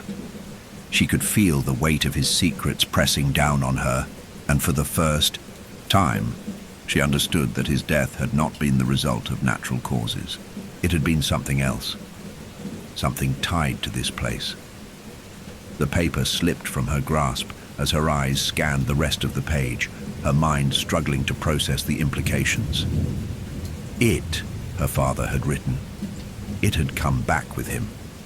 What did that mean? What had he brought back? Her thoughts were interrupted by the sudden shift in the air. The temperature plummeted, and the shadows that had been stretching and shifting began to move again. They swarmed around her, pulling her deeper into the darkness. The candle flickered violently, casting strange shapes that twisted and writhed on the walls. Evelyn's breath caught in her throat, and she felt the pull of the shadows, as if they were dragging her towards something she could not see, but could feel. Something ancient, powerful, and hungry. A voice whispered again, but this time it was not her father's. It was the same guttural, raspy voice she had heard before, coming from the depths of the shadows. "You should have listened to him," it hissed. "You should have stayed away." The shadows writhed around her, tightening, suffocating. Evelyn tried to scream, but the words caught in her throat, her breath stolen by the unseen force that seemed to be closing in on her from all sides. She felt her legs buckle beneath her, her knees hitting the floor with a sharp pain. Her body was paralyzed, held in place by something far stronger than fear. Then, the shadows pulled back, and in the brief moment of clarity, she saw it. A shape, faint at first but growing clearer. A figure, standing just beyond the flickering candlelight. It was a man, tall and gaunt, with hollow eyes and a twisted expression that sent a shiver down her spine. His face was contorted in a grotesque smile, as if he were savoring her terror. But it wasn't just his appearance that terrified her, it was his presence. Evelyn knew, deep in her gut, that this was not a man at all. It was the thing her father had been trying to keep at bay. The thing that had followed him back to this house, and now it was here, staring down at her with an unblinking, malevolent gaze. "Father," Evelyn whispered, her voice barely audible. "What did you do?"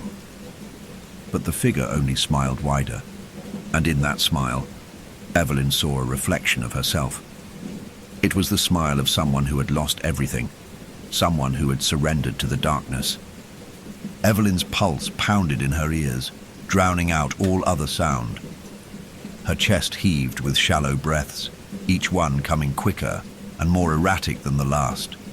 Her body trembling as though the very weight of the house were crushing down upon her. The figure before her stood still, his hollow eyes locked onto hers with an intensity that pierced through her soul. His smile, frozen, ghastly, never wavered. Evelyn's gaze was drawn to him, unwillingly, but she couldn't tear herself away. She knew instinctively that whatever he was, whatever he had been, he was the key to the nightmare unfolding around her. There was no denying it any longer. The house had not been the sanctuary she once believed it to be. It had been a prison all along. The figure standing before her, this manifestation of something far older than any mortal being, had been waiting for her. He had always been waiting for her. It was like a magnet, an invisible pull that drew her closer to the truth, a truth that lay beneath the floorboards, beneath the very bones of the house itself. Her father's voice echoed in her mind. The words he had spoken so often before he passed. "Don't go into the attic. Stay away from the old door. You don't understand what it is, Evelyn." The urgency in his voice, the way his hands would tremble as he reached for the attic door whenever he passed it. He had known. He had been trying to protect her from something. The figure took a step forward, and Evelyn's heart skipped a beat. The space between them seemed to close instantly, as though he were a shadow made real, stretching and narrowing until he was mere inches from her. She wanted to recoil, to scream, to flee, but her body betrayed her, her feet rooted to the spot, as if some unseen force had anchored her to the floor. She could feel his presence pressing against her, an oppressive, suffocating force that seemed to push the air from her lungs. And then, just as suddenly, his voice shattered the suffocating silence between them. "You shouldn't have come, Evelyn," the figure rasped, his voice low and rasping, like the wind through dry leaves. "Your father knew it was too late. But you had to know the truth." His words were like ice water, chilling her to the core. It was then that Evelyn realized that the figure before her was not merely a phantom, not just a lingering spirit or a remnant of her father's tortured mind. This was something more, something ancient, something that had been tied to this house for as long as it had stood, the house. The words echoed in her mind like the ringing of a bell, each note resonating with a dark, ominous significance. The house had known her father, her family, before she had even been born. She could feel the truth creeping in like a slow poison, twisting her insides into knots. This wasn't just about her father's death. It wasn't just about the house and its strange, unsettling atmosphere. It was something far worse. Something that had existed long before she had come into the picture. Something that had been woven into the fabric of her family's bloodline. "You see, Evelyn," the figure continued, his eyes burning with an unsettling fire. "Your father wasn't just protecting you from me. He was protecting you from yourself." Evelyn's breath hitched in her throat. "What? What do you mean?" she whispered, her voice barely audible, like the last breath of a dying animal. She wanted to scream, to ask him who he was, what he was, but the words wouldn't come. The weight of his presence, the sheer malevolence emanating from him, made her throat close up, stifling her voice before it could even form. He chuckled, a low, guttural sound that reverberated in the darkness, sending a chill through her spine. "It's too late for questions now. You've come this far, Evelyn, and you've already made your choice. This house, this place, it belongs to me now.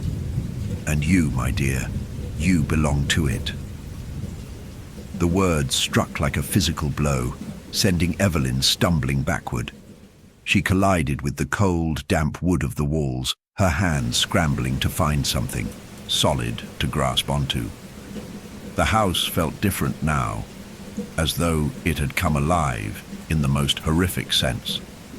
She could feel the floor beneath her feet shuddering, as though something vast, something terrible, was awakening deep within the earth. The walls around her groaned as if the house itself were coming alive, reacting to the presence of the figure. Her father had known. Her father had understood the terrible truth that had eluded her. The house was not just a house. It was a vessel, a gateway, a prison, and it had been feeding slowly and insidiously on the lives of her family for generations. "You're trapped," the figure whispered, leaning in close, his breath foul and cold against her cheek. "You've always been trapped." Evelyn's mind reeled. She had to break free. She had to get out. But the more she struggled, the more the shadows seemed to tighten around her, wrapping around her limbs, pulling her deeper into the house's grasp. She reached out desperately, her hands shaking, seeking anything that could break the connection, anything that might give her a way out. And then she saw it. A faint light in the distance, a small, flickering glimmer that stood out against the suffocating darkness. It was the same candle that had been burning on the table. The flickering light seemed to beckon her, a fragile thread of hope in the otherwise oppressive blackness. It wasn't much, but it was something. She had to get to it. But as she began to move, the ground beneath her feet buckled. The floorboards groaned and shifted like a living thing, and Evelyn felt herself being pulled downward, as though the house were opening up beneath her. She fell to her knees, her hands scraping against the rough wood, and the floor beneath her gave way, plunging her into a narrow pit. For a moment, she was suspended in darkness, her breath caught in her throat. The sound of her heartbeat echoed in her ears, and her mind screamed for her to wake up, to escape. But when her hands hit the floor below, she realized with a sickening lurch that she was no longer in the attic, no longer in the house as she had known it. She was underground. The room around her was unlike anything she had ever seen. It was small, confined, with walls made of cold, damp stone. The air was thick with the smell of earth and rot, and the only light came from the faint glow of the candle she had been following. Evelyn scrambled to her feet, her legs shaking with a combination of fear and exhaustion. She was in a crypt, or a tomb. There was no other word for it. The walls were lined with shelves filled with old, cracked jars and urns. Their contents were too dark and viscous to make out, but the foul stench that wafted from them was unmistakable. Decay. Death. There were bones, too, old, brittle bones, stacked haphazardly in the corners of the room. The entire space felt like a grave, a place where things went to die, to be forgotten. The figure was gone, but Evelyn could still feel its presence, hovering, just beyond her reach, lingering in the corners of her mind. And then, at the far end of the room, she saw it. A door. But this door was different. Unlike the others, it was made of stone, ancient and worn. It was covered in strange markings, symbols that seemed to shift and change when she looked at them directly. They looked like words, but they were written in a language Evelyn didn't recognize. She stepped toward it, her heart pounding with every step. There was something beyond that door, something waiting for her. But what? As she reached for the door's handle, a voice, a familiar voice, whispered in her ear, "You're not ready, Evelyn." It was her father's voice, but it was different this time. It was filled with regret, with pain. She closed her eyes, her breath catching in her throat as she reached for the handle. She knew in that moment that whatever lay behind that door would change everything. The truth, the curse of the house, her father's secrets, they would all be revealed. But at what cost? She grasped the cold metal handle, feeling the weight of the house pressing down on her shoulders, and opened the door. The stone door groaned as Evelyn pushed it open, the sound like a deep, sorrowful moan rising from the bowels of the earth itself. She barely heard it, the noise drowned beneath the pounding of her own heartbeat, which seemed to fill her entire chest, her head, her throat. The air on the other side of the door was dense, thick with the stench of earth and something else, something colder, darker. It was as if the very air was saturated with the remnants of something ancient, something unspoken, waiting for her to cross the threshold and face it. Her fingers slick with sweat, tightened around the cold metal handle. She had to push. She had to know. The truth that had been denied to her, the truth buried beneath the floorboards of the house, was just beyond that door. She could feel it deep inside her, a gnawing compulsion, a draw so powerful it seemed to pull at her very soul. Yet, despite the overwhelming fear that gripped her heart, despite the terror that coursed through her veins, she could not turn back. It was too late for that. The door swung open slowly, its hinges protesting with a low, drawn-out squeal. And as the darkness beyond the door began to unfold before her, Evelyn felt the world tilt, as if the ground itself were shifting beneath her feet. The room beyond the door was vast, far larger than the space above it had ever suggested. It was like stepping into a tomb, one that had been sealed for eons, its very walls covered in layers of grime, dust, and the remnants of forgotten rituals. The air here was still, unnaturally so. The faint flicker of the candle she carried cast elongated shadows on the walls that seemed to sway in time with the rhythm of her heartbeat. But what struck her the most, what stole the breath from her lungs, were the shapes in the room. Figures. There were figures standing, sitting and kneeling in various positions around the room. They were not human, not entirely, but not entirely otherworldly either. There was a grotesque familiarity to them, something Evelyn couldn't quite place. Their forms were shrouded in tattered, dark cloths that hung loosely from skeletal frames. But their faces, their faces were utterly obscured by deep hoods, twisted masks, and jagged, disjointed fragments of something that could only be described as horror.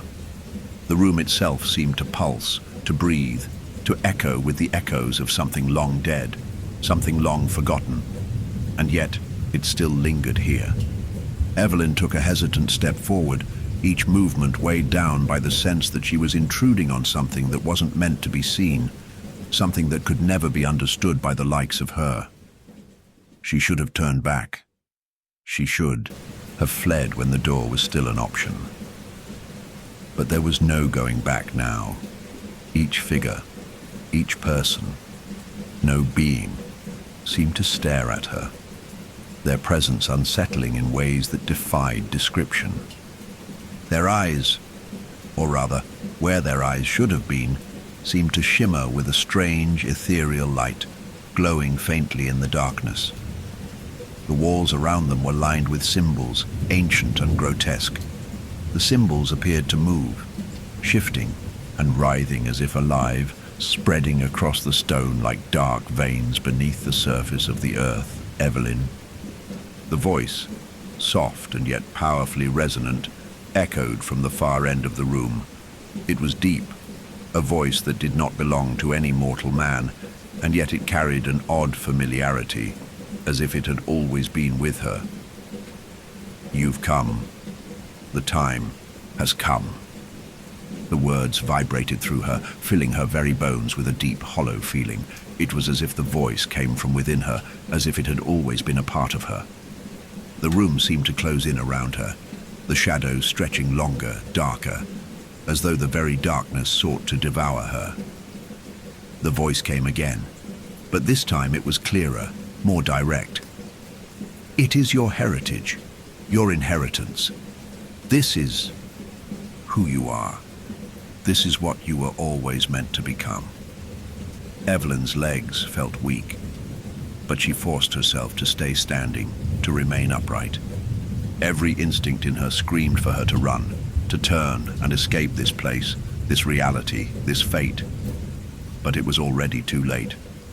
There was no turning back from this moment. She could feel the weight of her family's history pressing on her shoulders, the bloodline that had carried the curse of this house and its unearthly legacy for generations. The truth was finally unfolding before her eyes. The figure at the end of the room stepped forward. It was tall, so tall that it seemed to stretch into the shadows, its presence too vast to comprehend. Its form was made of darkness, but even in the dim light, She could see the faint shimmer of its features, sharp, angular, cruel. The figure's face was obscured by a mask, an intricate design of dark metal and bone, twisted in such a way that it seemed to be laughing, mocking her very presence. "You are the last," it said, the words a low rumble, like distant thunder. "The last of your bloodline, the last to carry the curse of this house, this place, and now it is time." Evelyn swallowed hard, her throat tight with fear. The last. Her father's words echoed in her mind. "Evelyn, it's too late. Don't go in there. Stay away from the door, or it will consume you. It will take you just like it took the others." She wanted to scream, to cry, but her voice caught in her throat. She wanted to demand answers, to ask why. Why me? But words wouldn't come. The room seemed to close in around her, suffocating her, as if it had been waiting for her all along. "You have felt it, haven't you?" The figure spoke again, its voice curling into her very thoughts. The weight of the past, the whispers in the shadows, the power that lies buried beneath the surface of this house. Evelyn's knees threatened to buckle beneath her. She could feel it now, the weight of centuries of secrets, the darkness that had been festering in this house for as long as it had stood. She felt it crawling under her skin, moving through her veins like liquid fire. "It is yours now," the figure continued. "All of it, the power, the curse, the truth. Your father tried to escape it, but you are the one who will awaken it." A cold shiver ran down Evelyn's spine as she realized the horrifying truth. She was meant to take her father's place. The curse that had bound her family to this house, the curse that had dragged her father to the brink of madness and death, was now hers to bear. And the figure before her, the darkness that had been sleeping beneath the house, was there to claim her.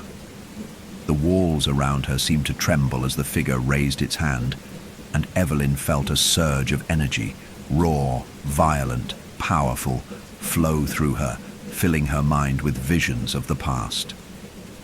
The house, long abandoned by the outside world, had been the center of rituals and rites that stretched back to a time before memory, a time before even her family had settled there. It had been a place of darkness, a place of offerings, of sacrifices, of blood.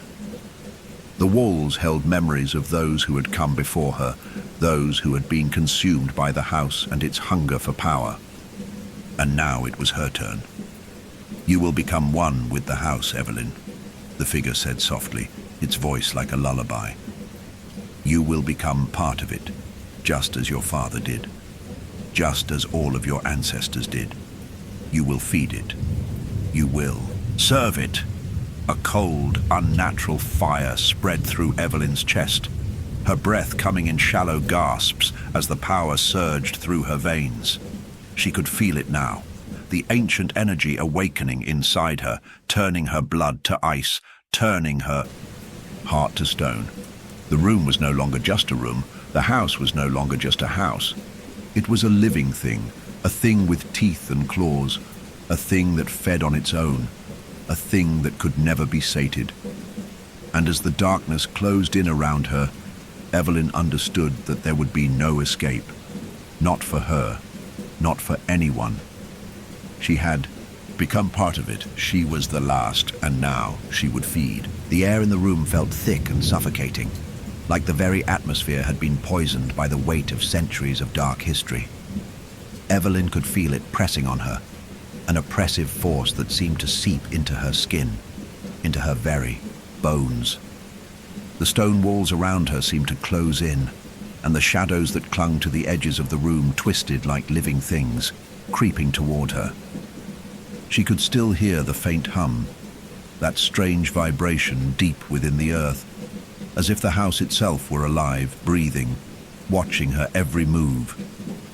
Her heart raced, but the panic that had gripped her moments ago began to settle into something else, something colder.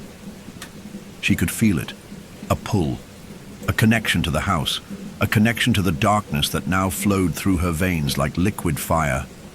The very ground beneath her feet seemed to vibrate in time with the rhythmic pulsing like a heartbeat that did not belong to her. The figure before her, this towering dark being, raised its hand, and the temperature in the room dropped like a sudden chill, seeping into Evelyn's skin and sending a wave of icy terror through her body. The room had become a tomb, its silence broken only by the whispering shadows that seemed to be closing in around her, enveloping her in their cold embrace.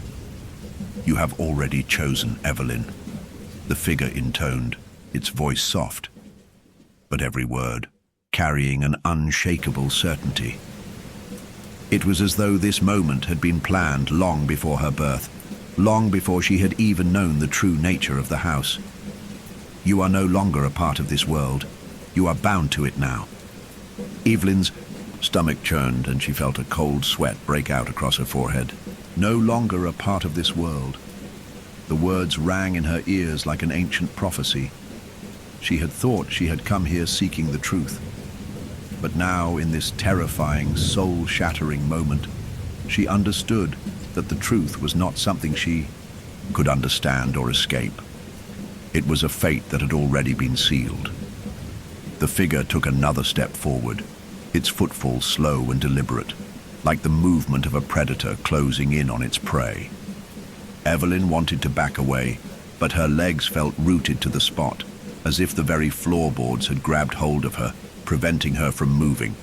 The shadows seemed to wrap around her ankles, holding her in place. "You're afraid," the figure said, its voice now laced with amusement. "You think you can escape this, that you can break free from your destiny, but you cannot." With that, the figure raised its hand higher, and Evelyn felt a strange pressure building within her chest. The room seemed to warp, bending around. Her like the fabric of reality itself was shifting, distorting. The darkness pressed closer, and Evelyn felt a sharp, sudden pain in her mind, a searing heat that burned through her consciousness.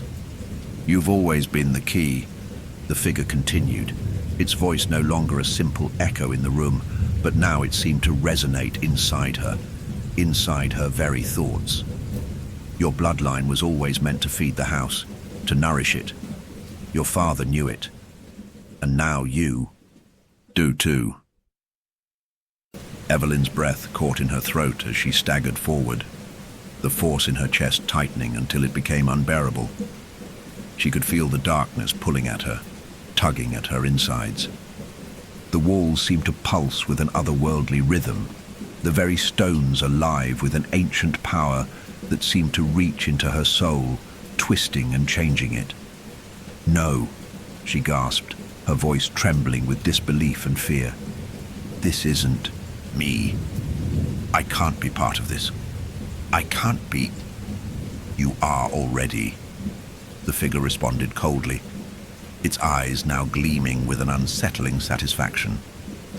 "You were always meant for this. You were always meant to join us, Evelyn. Your soul has always belonged to the house." Suddenly, a vision filled Evelyn's mind.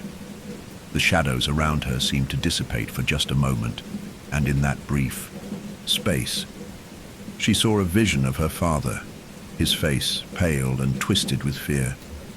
She saw him standing at the foot of the stairs, his hands trembling as he reached for the attic door. The same door she had passed through. The same door she had opened. Her father had been trying to escape this fate. She could see it now, the moments of panic in his eyes, the desperate pleading when he tried to warn her. But it had already been too late for him. It had already been too late for him the moment they had moved into the house, the moment they had stepped into this cursed place. The figure before her smiled cruelly as the vision of her father faded, his face twisted into a grimace of hopelessness. "There is no escaping this, Evelyn," it said. "It is in your blood. It always has been." The room around her seemed to darken even further, the shadows now thick and heavy, like an encroaching storm. She felt it, the pressure, the weight of everything that had led to this moment. The house had been feeding on her family for generations, each of them trapped in the cycle of its insatiable hunger. And now, it had claimed her. "Do not resist," the figure said, its voice low, coaxing. "The more you resist, the more it will hurt. Accept it. You are already bound to the house. You are already part of the house's flesh." Evelyn felt something inside her give way. The strange, otherworldly power that had been building inside her, that had been growing stronger since she first stepped into the house, surged upward, filling her veins with fire. She could feel it twisting her thoughts, corrupting them. And she could feel something else, something alien, rising within her, as if the house itself was becoming a part of her. The walls of the room seemed to close in tighter, suffocating her. The shadowy figures that lined the walls, those strange, skeletal beings, seemed to be watching her with hungry eyes. "Now, Evelyn," the figure intoned softly, "now you will understand." Suddenly, Evelyn felt an excruciating pain in her chest, like something was ripping through her, tearing apart her very soul. It was as if the house itself was sinking its claws into her heart. She screamed, a guttural, raw cry that echoed through the dark room. The pain was unbearable, and yet it was not just physical. It was a consuming, suffocating kind of agony that she had never known. It was the agony of being torn apart, of losing herself, of becoming something else entirely. Her body bucked, her hands instinctively reaching for her chest, as if trying to rip away the invisible force that was overwhelming her. Her breath came in frantic gasps, her vision blurring with the intensity of the pain. And yet, even as she struggled, there was something else, something darker, seeping into her mind. She could feel the shadows closing in around her thoughts, tugging at the edges of her consciousness, wrapping themselves around her sense of self. It was then, in the midst of the pain, that Evelyn understood the true nature of the house's curse. It was not just a house. It was a living entity, a sentient being that fed on the souls of those bound to it. It was a parasite, a creature that had existed for centuries, feeding on the blood of her family, and now it sought her as its final feast. The curse was not just a force. It was a will, a desire that had been passed down through the generations, a thirst that would never be quenched. And Evelyn was the final sacrifice. With a final scream of despair, Evelyn collapsed to her knees, her body racked. With pain, her mind slipping into darkness. The house had claimed her. She was no longer Evelyn. She was a part of it. She was the house. The figure moved closer, its cold breath brushing against her ear, its words a final whisper in the suffocating dark. "You are the last," it whispered. "And now, you are one of us." And then, there was nothing. The darkness closed in on her, and Evelyn was gone. The darkness wrapped around Evelyn like a shroud, thick and impenetrable. It was as though she had ceased to exist in the world she had once known. Time had stopped, or perhaps it had folded into itself, folding her into the endless night of the house. Her body, her very existence, felt distant, disembodied, as if she had been separated from herself, left to float within this void. Her thoughts flickered in and out, weak, like dying embers smothered by an eternal wind. The house was silent, but it wasn't a silence of peace. It was a silence of hunger, of waiting, of eternal patience. But then it shifted. A faint light appeared in the distance, a pinpoint of weak illumination against the thick dark. It was like a star, lonely and distant, but bright enough to guide her through the abyss. The light grew, expanding like a doorway opening to something she could not yet comprehend. Evelyn felt the pull toward it, an overwhelming desire to follow it, as if it were the only thing keeping her from being swallowed whole by the darkness. With a force that seemed to come from nowhere, Evelyn moved toward the light, though her body felt as though it were made of stone, frozen in place. Each step was like breaking free from some invisible chain, her legs aching from the weight of the unseen forces pressing down on her. The shadows reached out, clawing at her ankles, at her heart, but she kept moving, drawn toward the light that was now swirling and pulsating as though alive, beckoning her forward. The light finally enveloped her, surrounding her like a cocoon. She could feel its warmth on her skin, its power flowing into her like liquid fire, filling the emptiness that had consumed her. For a brief, fleeting moment, she felt whole again, alive. The pain of the house, of the curse, of the figure, of everything she had lost, everything she had become seemed to fade away. But then, the warmth began to turn cold, chilling her to the bone, as if the light were betraying her, sucking the warmth from her body and replacing it with something far darker. She screamed, but no sound escaped. The darkness shifted once again, this time closer, wrapping around her, smothering her like a suffocating hand. It pulled her deeper, pushing against her chest, squeezing the life from her.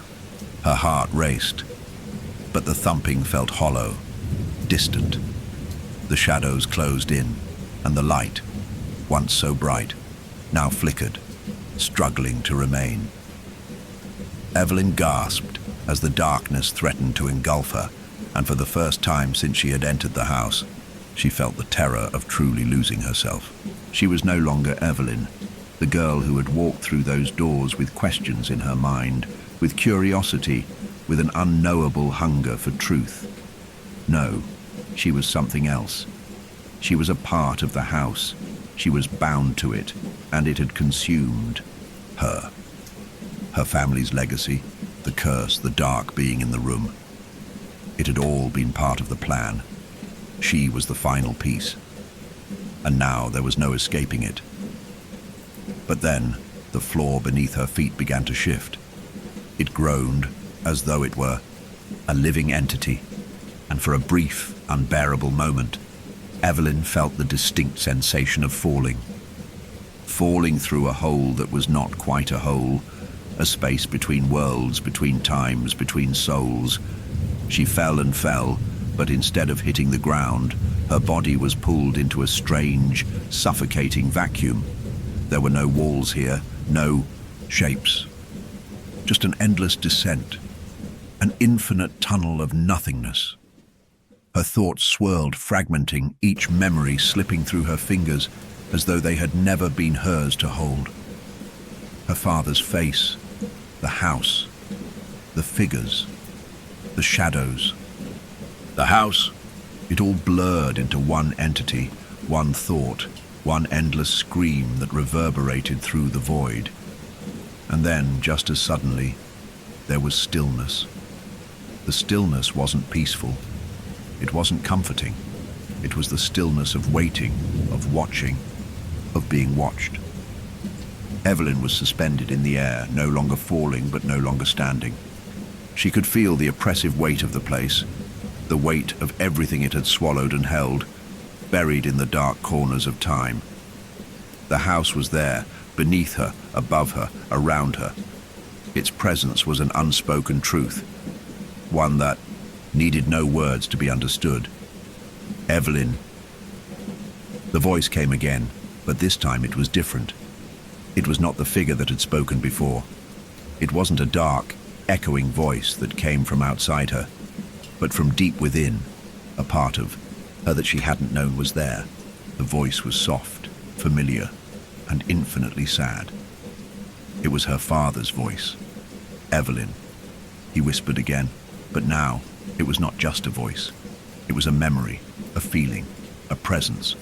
It was the warm embrace of a father she hadn't known she had lost until it was too late. I never wanted this for you. The words were simple, and yet they echoed through her being, stirring up the ashes of the life she had once lived, the life she had left behind. The memories of her childhood, of her family before the curse took root, washed over her in a tide of grief, of love. Her father's voice, the way it had once been full of comfort, full of protection. Now it was filled with regret, with sorrow. The same regret she had seen in his eyes before his death. The same sorrow that had never left him. She had been too young to understand, too naive to know the weight of the secrets he had carried. The house, the curse, the figure. It was all part of a much larger picture, a picture her father had tried to shield her from, tried to protect her from, but it had been inevitable. She was always going to be part of it. Father, Evelyn whispered, but her voice was a mere echo. It was a ghost of the girl she had once been. The shadows crept closer again, circling around her like hungry predators, but they did not consume her. They surrounded her, enveloped her, and suddenly, Evelyn understood. The house, the curse, the darkness, it was not something that could be destroyed. It was not something she could escape. It was part of her now, part of her forever. And she was part of it. As the darkness settled over her, the house, alive, ancient, and ever hungry, whispered its final suffocating words. You belong here now. Evelyn didn't scream. She didn't resist. She couldn't. She had crossed the line, crossed into something that was no longer human. The house had claimed her, and in doing so, it had made her its own. The weight of it, the crushing truth, was too much for her to bear. The house was not just a house. It was a kingdom, a realm. And now Evelyn was its queen, and she would never be free. Evelyn's world, now a labyrinth of shadows and endless corridors, had become her reality. The house, that sprawling, crumbling behemoth, was no longer just a structure of stone and wood. It had become alive with an ancient pulse, a heartbeat, that resonated through every wall, every room, every hollow space. The darkness that had once suffocated her now clung to her like a second skin, and as much as she wished to escape it, there was no place to run. She had crossed a threshold, a point of no return. There was no turning back from the abyss she had fallen into. She was now both a part of the house and a sovereign of its very essence. Her father's voice, so full of regret, so full of sorrow, still lingered in her mind, echoing like a distant memory, but it was no longer the guiding light it once had been. He had warned her, told her to stay away, to not enter the attic, but she had ignored him. And now, she understood the truth of his warnings. He had been trying to protect her, to shield her from something far worse than the mere death he had suffered. He had known the fate that awaited her, the fate that had been waiting for her before she was even born. The house had chosen her, just as it had chosen every member of her family before her. But Evelyn could feel something stirring within her, something ancient, something fierce. The curse that had once plagued her family was now hers to wield.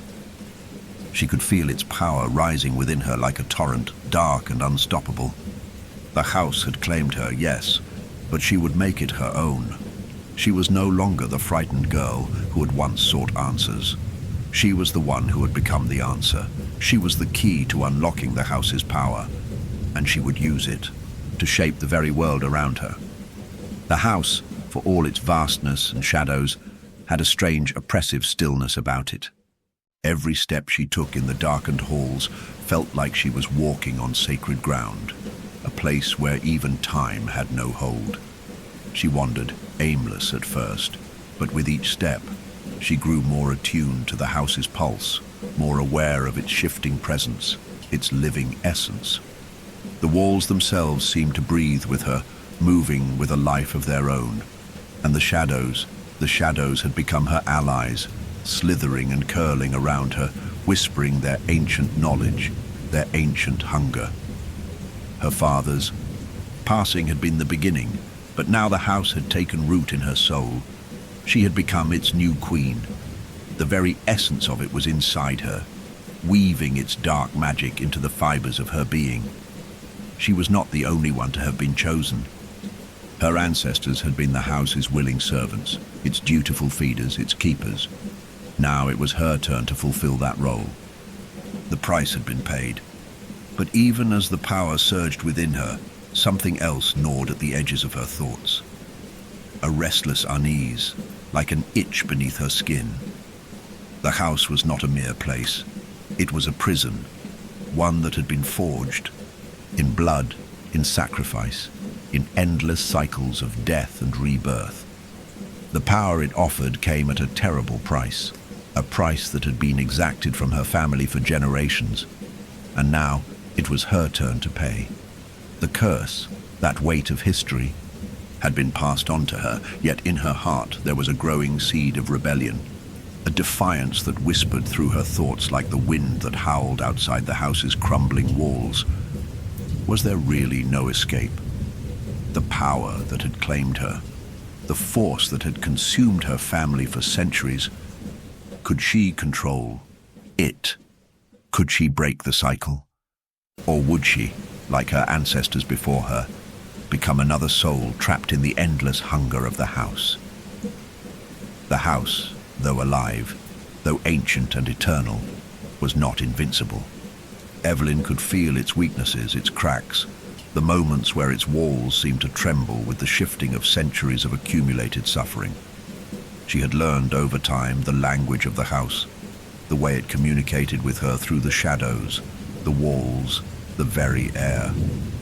It had secrets, dark and hidden, buried deep within its very foundation. It whispered them to her now, even as she navigated its cold, twisting hallways. And each whispered secret unraveled a new layer of the truth. But the house was not her only adversary. She paused before the grand mirror that hung in one of the house's many rooms, a relic from a time long past, its frame ornate and worn. As her reflection emerged in the glass, Evelyn felt a shiver crawl down her spine. The woman in the mirror, was it her? The face she saw was pale, gaunt, eyes wide and shadowed, the weight of the house's curse evident in every line. It was her face, yes, but it was different, changed. The power that now thrummed beneath her skin had marked her, transforming her into something that was no longer wholly human. The eyes that gazed back at her seemed to swirl with an otherworldly darkness, the same kind of darkness that filled the house's halls. She reached toward the mirror, her fingertips brushing the cold surface, and in that moment, the glass rippled. The reflection warped, twisting like a living thing, and Evelyn saw something, someone, standing just behind her. It was the figure, the one who had first claimed her as its own, the one who had promised her the house, and now it was smiling at her. Its eyes gleamed with the same hollow hunger she had seen in her father's last moments. But there was something else now, something new. The figure was not a shadow, not a mere creation of the house's twisted will. No, it was more. It was a part of her now, bound to her as much as she was bound to the house. It had changed, evolved alongside her, like a parasite that had embedded itself in her very being. You think you can control it? The figure's voice echoed, not from its lips, but from the very core of her mind, its words sliding like oil through her thoughts. You are the house now, Evelyn. You are not its queen, you are its throne. A cold wave of realization washed over her as the words settled in her mind. She was not its master. She was its vessel. The house had no need of a queen. It needed a sacrifice. She had been chosen not to rule, but to serve, to carry its will and its hunger forward into the world, until all had been consumed. She had become the ultimate sacrifice, a being whose flesh was now the house's flesh, whose soul would become the house's soul. But even as this dark truth took root in her, there was something else, a flicker of something deep within her, something that had not yet been entirely consumed, a spark of defiance. a glimmer of her former self that resisted the dark grip of the house. Is that what you think? Evelyn's voice, trembling at first, grew stronger with each word. You think you can take everything from me? Everything? The figure seemed to pause as though it was momentarily thrown off balance. A strange, fleeting emotion flickered in its hollow eyes. Fear? Doubt? No one controls me, Evelyn whispered, more to herself than to the reflection in the mirror. Not anymore. The house trembled beneath her feet. The walls groaned. The very air seemed to shift, as if acknowledging her words. The power that had flowed through her veins, dark and overwhelming, began to twist, to warp. She had been its vessel, yes. She had been its puppet. But now she would make it her own. And as the house shuddered and whispered, as it realized that it had underestimated the strength of its newest queen, Evelyn finally understood.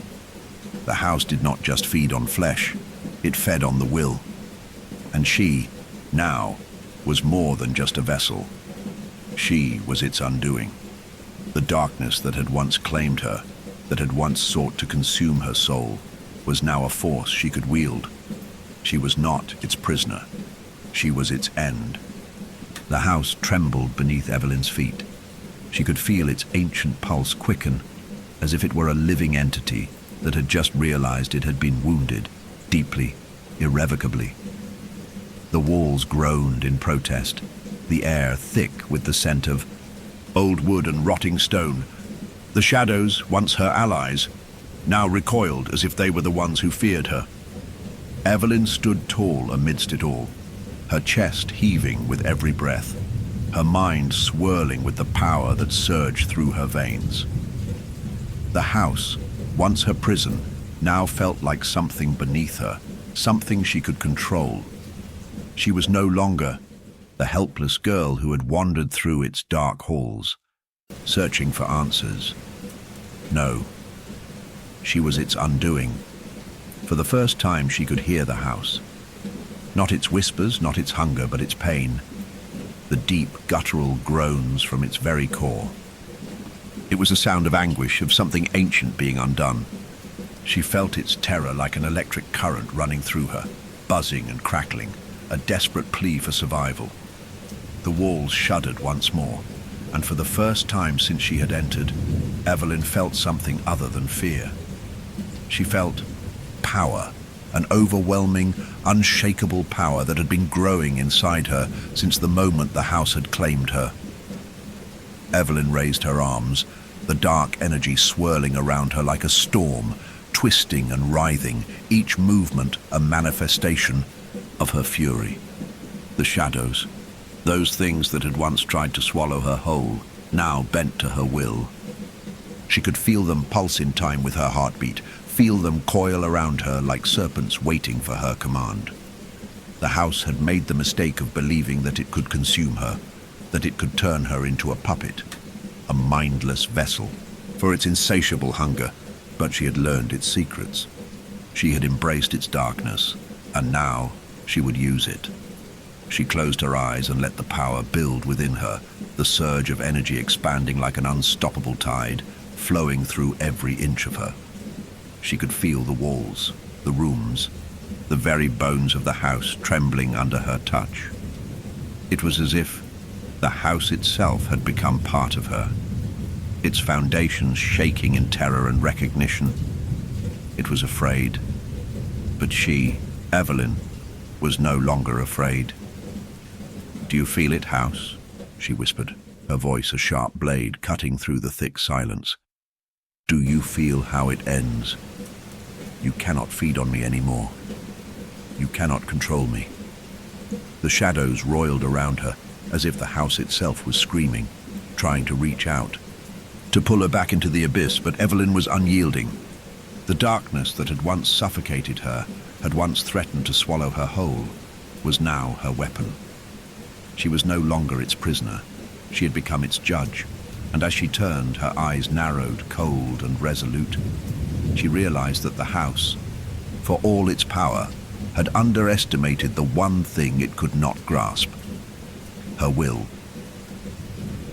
With a sharp gesture of her hand, Evelyn unleashed a wave of energy that seemed to ripple through the very fabric of the house. The walls cracked, long fissures forming in the once unyielding stone. The floor beneath her feet buckled and groaned as if trying to hold on, but it was too late. The house was unraveling, piece by piece, every step Evelyn took further into its heart, sending tremors through its structure. The house could no longer hold itself together. It was bleeding, and it was because of her. Her mind, once clouded with doubt and fear, was now clear, focused, and sharp. She could feel every corner of the house, every hidden room, every secret passage that had once eluded her. She knew where they all led, and now she could destroy them. Every dark corner, every cursed chamber, every shadow that had fed off her family's suffering. She could eradicate it all, but as the power surged through her, as the house cracked and groaned around her, there was something else, a sense of inevitability. The house was dying, but its hunger had not been satiated. The darkness had been fed for centuries, and it could not simply be erased. It had lived too long. It had fed too many souls, twisted too many lives, for it to simply cease. Evelyn felt the weight of that truth pressed down on her chest. She wasn't just battling the house, she wasn't just destroying it. She was fighting the very force that had shaped her existence, her bloodline. The house was part of her, as much as she was part of it. To destroy it was to destroy herself. To tear down its walls was to tear away at the core of her very being. But she had made her choice. She had made the ultimate sacrifice. And in that moment, as the darkness began to collapse around her, Evelyn understood the cost. She had become the house, its heart and soul, its queen. And now, in order to sever the chains that had bound her, she had to give everything. She had to destroy herself in order to destroy it. A final roar of resistance echoed through the house, but Evelyn silenced it with a single thought. The power that had once overwhelmed her now surged through her hands, flowing outward like a flood, washing over every inch of the crumbling house. The walls cracked further, the windows shattered, the very foundation of the house began to disintegrate beneath her. And then, with one final, earth-shattering pulse of energy, the house collapsed. The ground beneath her feet gave way, and Evelyn fell, not into the darkness, but into a sea of light. A light so bright it blinded her, filled her, consumed her. For a moment, she felt herself dissolving into it, her body unraveling into particles of dust and air. The pain was unbearable, the light too bright to endure. But then, there was silence. And then, there was nothing.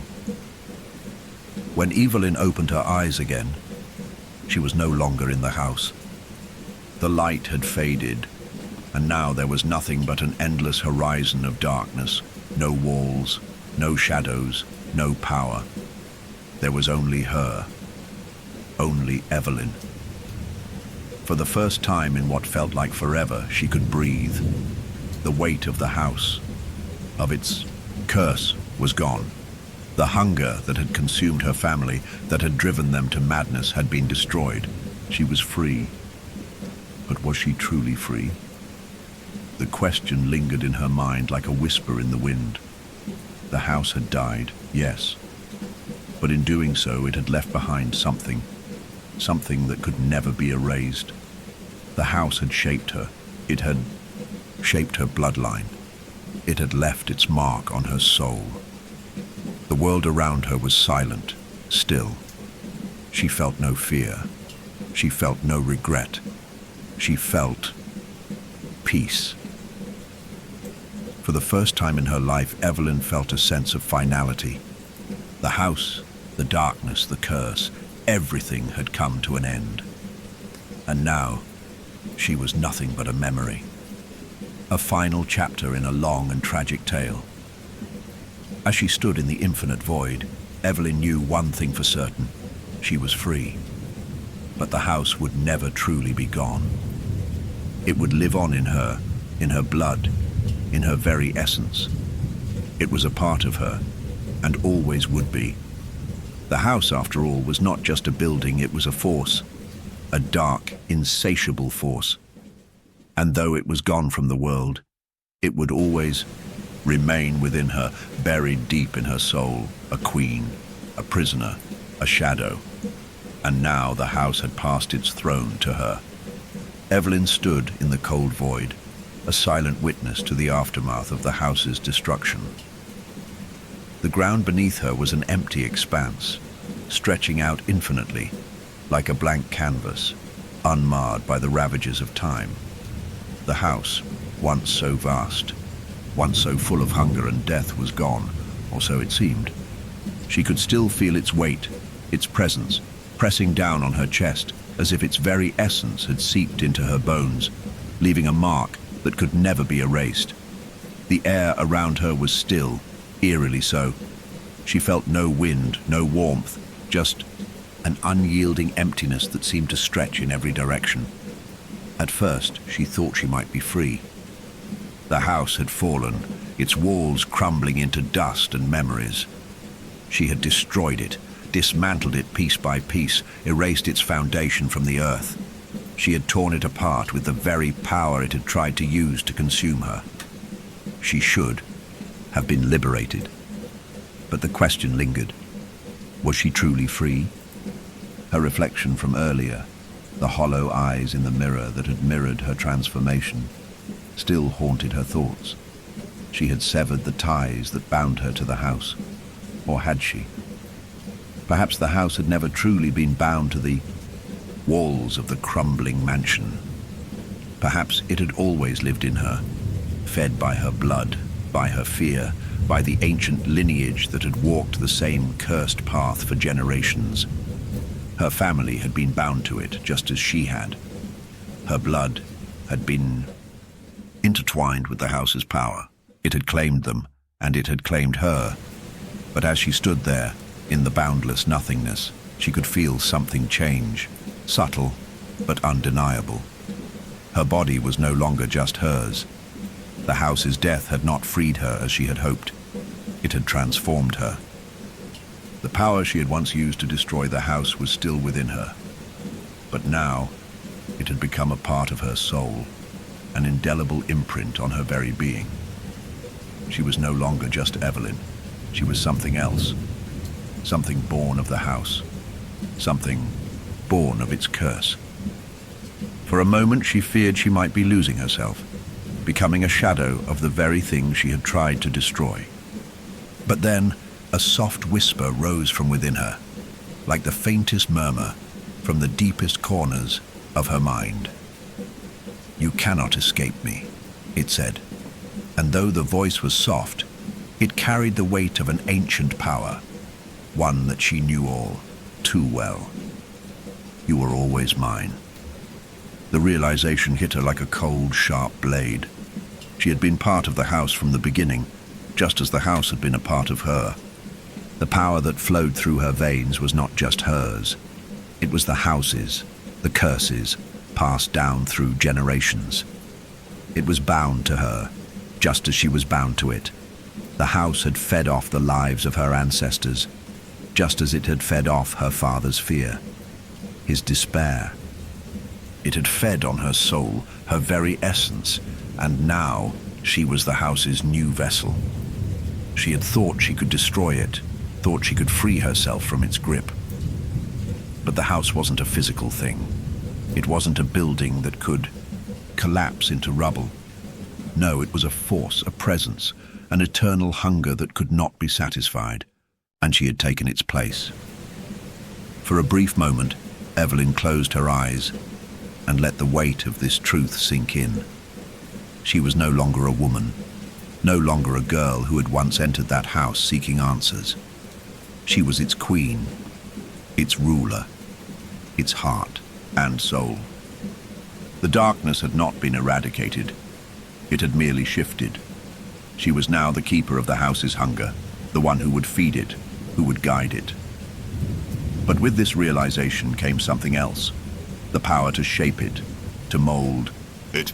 The house had always existed, always thrived on fear, on death, on suffering.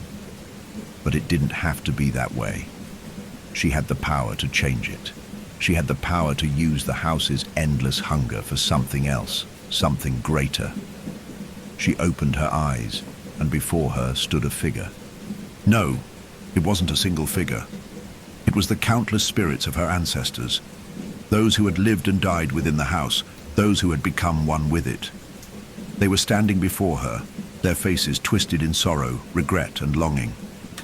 But there was something else there too, something she had never seen before, a glimmer of hope. Evelyn stepped toward them, her movements slow but deliberate, the power of the house flowing through her every step. She could feel their eyes on her, each soul watching her, waiting. For what? Redemption? Deliverance? Or had they simply given up, resigned to the fact that the curse could never be broken? "You are the queen now," one of them whispered, a voice like the rustling of dry leaves. "You are the last, the one who was meant to guide us." Evelyn stared at them, and for the first time in what felt like forever, she saw them not as lost souls, but as beings. These spirits, once victims of the house's endless hunger, now looked to her not in fear, but with a strange kind of reverence. They saw her as their ruler, the one who would give them peace, or condemn them to the same fate they had suffered. It was in her hands now. Her heart, once heavy with grief and loss, began to beat with a renewed sense of purpose. She wasn't just a vessel for the house's hunger. She could be more. She could be its guardian, its redeemer. She could give the spirits of the house rest. She could change the way the house fed, change the cycle. The choice was hers. And for the first time since she had entered the house, Evelyn felt free.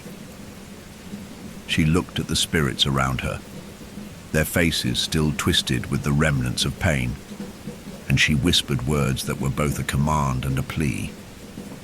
"I will break the curse," she said, her voice firm and resolute. "I will change the fate that has bound us. No longer will the house feed on fear and death. No longer will it consume souls. I will give it peace. I will give us all peace." And in that moment, she felt a strange warmth fill her chest, a light that had never existed in the house before. The darkness that had once filled her soul was now tempered by a soft golden glow, like a sun rising on the horizon after a storm. The house, though still vast, though still hungry, seemed to shift. Its walls no longer groaned with hunger, but with something else, a promise. The spirits surrounding her faded, their forms disappearing into the air, as though they had been released from their torment. And Evelyn, now fully aware of her place, her power, and the responsibility that came with it, stood alone. The house would never be gone. But perhaps in time it could be something new, something better. She would guide it, shape it, make it something that no longer fed on the suffering of the living. She would be both its queen and its healer. The curse that had bound her for so long would not be eradicated, but it could be transformed. Evelyn turned and gazed out into the void, into the endless expanse that stretched before her. And though the house's legacy would live on, it would no longer be one of terror, of darkness, of endless hunger. It would be something different, something redeemed. And as she stood there, a faint smile touched her lips for the first time in what felt like forever. The reign of terror had ended. The reign of peace was just beginning. Evelyn stood alone in the void, a thin, radiant thread of golden light illuminating the endless expanse before her.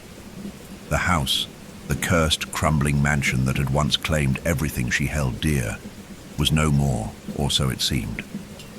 But its essence still pulsed within her, an inescapable part of her very soul, threading through her veins like a dark river of ancient power. She had destroyed the house's physical form, but its hunger, its legacy, would never truly leave her.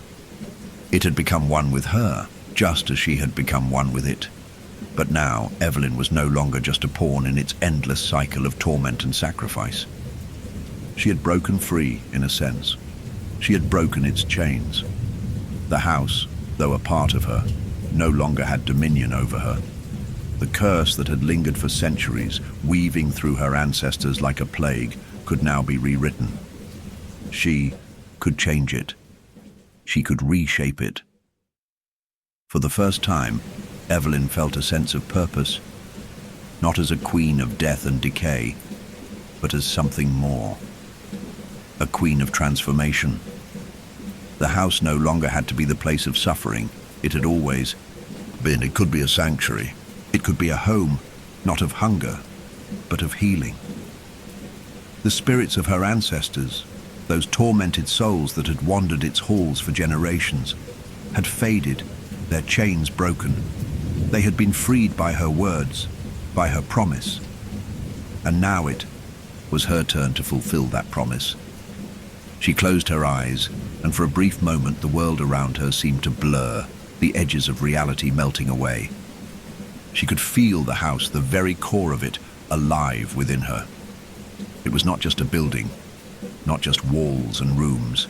It was a living entity, a powerful force tied to the land, to the earth itself. It had lived, had fed, had consumed, but now it could be different. She could shape it. Her mind reached out, stretching into the void, searching for the remnants of the house, the echoes of its walls, its halls.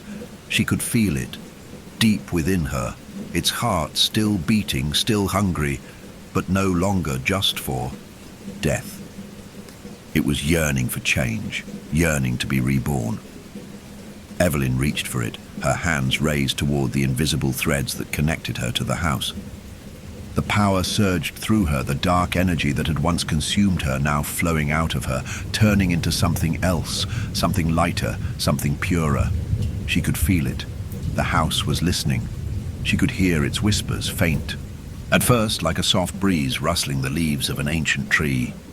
And then, the whispers grew louder, stronger, as if the house itself was waking up, shaking off the weight of its centuries-old hunger. She could feel the house responding, its presence shifting and evolving as her thoughts and desires merged with its ancient will. The hunger, the insatiable desire to consume, faded into the background, replaced by something else. A sense of peace, a sense of purpose. The walls of the house began to shift in her mind. She could see them, not as they had been, broken, decaying, suffocating, but as they could be, strong, whole. The foundation of the house, once built on pain and fear, could be rebuilt on something else, something pure, love, redemption, forgiveness. Evelyn's heart swelled with a sense of purpose, of joy, of the power she now wielded. She wasn't just the vessel of the house's darkness. She was its creator. She was the architect of its rebirth. She could feel the threads of its being, the foundation, the structure, and they were hers to mold. With each breath, Evelyn breathed life back into the house. She imagined its walls straightening, its crumbling floors healing, its rooms filling with light. The endless hunger that had once driven it to madness was now tempered by her will, by her command.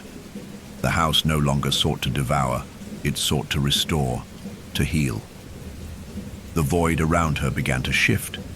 The ground beneath her feet solidified, forming into the familiar yet new landscape of the house she had known. But this was different. The walls were whole now, their once ruined surfaces gleaming with a new kind of energy, the pulse of life, rather than death. The air was no longer heavy with decay, but fresh with the scent of growth. The shadows that had once haunted its halls now receded, leaving in their place a soft, inviting glow. The very atmosphere of the house was changing, transforming from something ominous into something welcoming. As Evelyn walked through the new halls, she marveled at the way they felt, alive yet peaceful. The rooms were still familiar, still tied to the history of her family, but they were no longer filled with sorrow. They were filled with possibility. Each step she took seemed to make the house grow stronger, more vibrant. The very walls seemed to hum with life, with power, with energy. And then she reached the attic, the place that had once been the center of it all, the place where the house's dark secrets had been hidden, where the heart of the curse had resided. She stood before the door, her hand on the handle, and for a moment she hesitated. The house had once controlled her here, had once pulled her into its deepest darkness. But now it was different. She was in control. With a steady breath, she opened the door. The attic was no longer the decaying, empty room she had once feared. It was filled with light, warm, golden light that bathed the entire room in a soft, welcoming glow. The walls, once cracked and worn, were now whole, their surfaces rich with texture and life. The floorboards, once creaking and unstable, were now solid beneath her feet. The air was filled with a sense of peace, of home. And then she saw it. In the far corner of the room, on an old wooden table, lay a small chest. She knew what it was. The source of the curse. The thing that had been passed down through generations. The object that had tied her family to the house's insatiable hunger. The chest had once been a symbol of her family's suffering, of the endless cycle of death and rebirth that had plagued them. But now, it was different. Evelyn walked toward it, her hands trembling, but this time, not with fear. She reached out and lifted the chest, feeling its weight in her hands. The house had been built on blood and sorrow, but now it was built on something else. She could feel it. A new foundation. A new beginning. The chest opened with a soft creak, and inside there was nothing. No cursed objects, no relics of darkness, no fragments of the past, just an empty space. And that was all that was needed. The curse had been broken. The house had been reborn. The cycle had ended. Evelyn closed the chest and set it down, her heart swelling with a sense of relief. The house was no longer a prison. It was no longer a place of death. It was a place of rebirth. As she stood in the attic, now bathed in warm, inviting light, Evelyn understood that her journey was far from over. The house had changed, but so had she. She was no longer the girl who had wandered into the house seeking answers. She was its queen, yes, but she was also its guardian, its protector. She would guide it forward, shape its future, and make sure it never again became the thing that had once consumed her. And in time, she would open the doors to the world, to those who had suffered like she had, to those who had been lost in the shadows. The house would become a sanctuary, a place of healing, not just for the living, but for the souls that had been trapped within its walls for so long. The hunger was gone. The house would feed on something else now, something greater. It would feed on hope. And Evelyn, the eternal queen of the house, would lead it into a new era. The house stood before Evelyn, an ancient structure now rejuvenated by her will. Its once ruined walls gleamed in the warm glow of sunlight streaming through the high windows, which had once been choked with rot. The oppressive weight of centuries of suffering had been lifted, replaced by something else, something profound and transformative. The air was no longer thick with decay and the scent of death, but was fresh with life, brimming with possibility. The darkness that had once seemed eternal no longer haunted its halls. There was peace here now, but not the passive, empty stillness of a forgotten place. This was a place that breathed, that pulsed with vitality. Evelyn walked down the halls, her bare feet brushing against the polished wooden floors. Each step she took felt like a promise, a seal on the new world she was crafting. Her blood, still heavy with the ancient power of the house, now hummed with a deeper understanding. She could feel every stone, every timber, every living breath of this place, as if she were not its queen but its very heartbeat. She was one with it, yet above it. She could change it, reshape it, and turn it into whatever she wished. The sun now streamed through the windows, bathing the house in a golden light that had once been absent, buried beneath layers of grief. The grand staircase that had once led her into the depths of the house's shadowy history now stood bright and inviting. She touched the banister with one hand as she ascended the stairs, feeling the warm glow pass over her skin.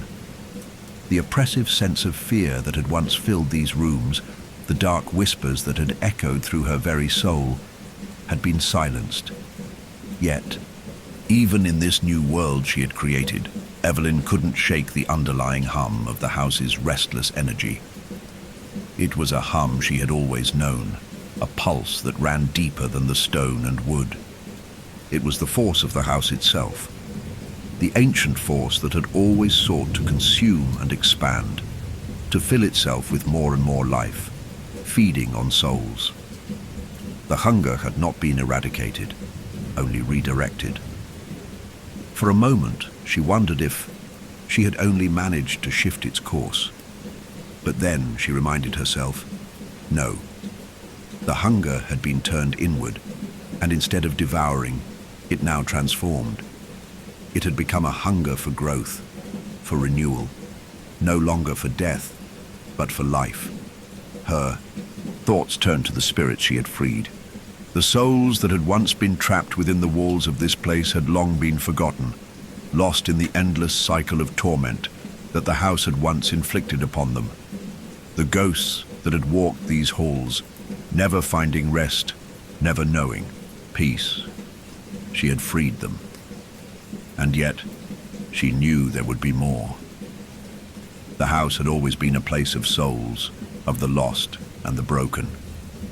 She could feel their presence still, but they no longer wept. They no longer screamed in terror. They were waiting. Evelyn's journey had led her here, to the cusp of something vast and unknown, and she was ready. The house had become more than a shelter, more than a trap. It had become a gateway to other realms, to other souls, to the past, the present, and the future. She could feel it now, the potential. Evelyn had not just unlocked the power of the house. She had unlocked something far deeper. She had opened the door to eternity. And the house, now so alive with energy and vitality, would become the keeper of that door. As she stood at the top of the staircase, her hand resting on the banister, she reached into the air and began to draw circles in the space around her. The house hummed with the sound of an ancient incantation. She could feel the walls vibrating, as though the very essence of the house was responding to her touch.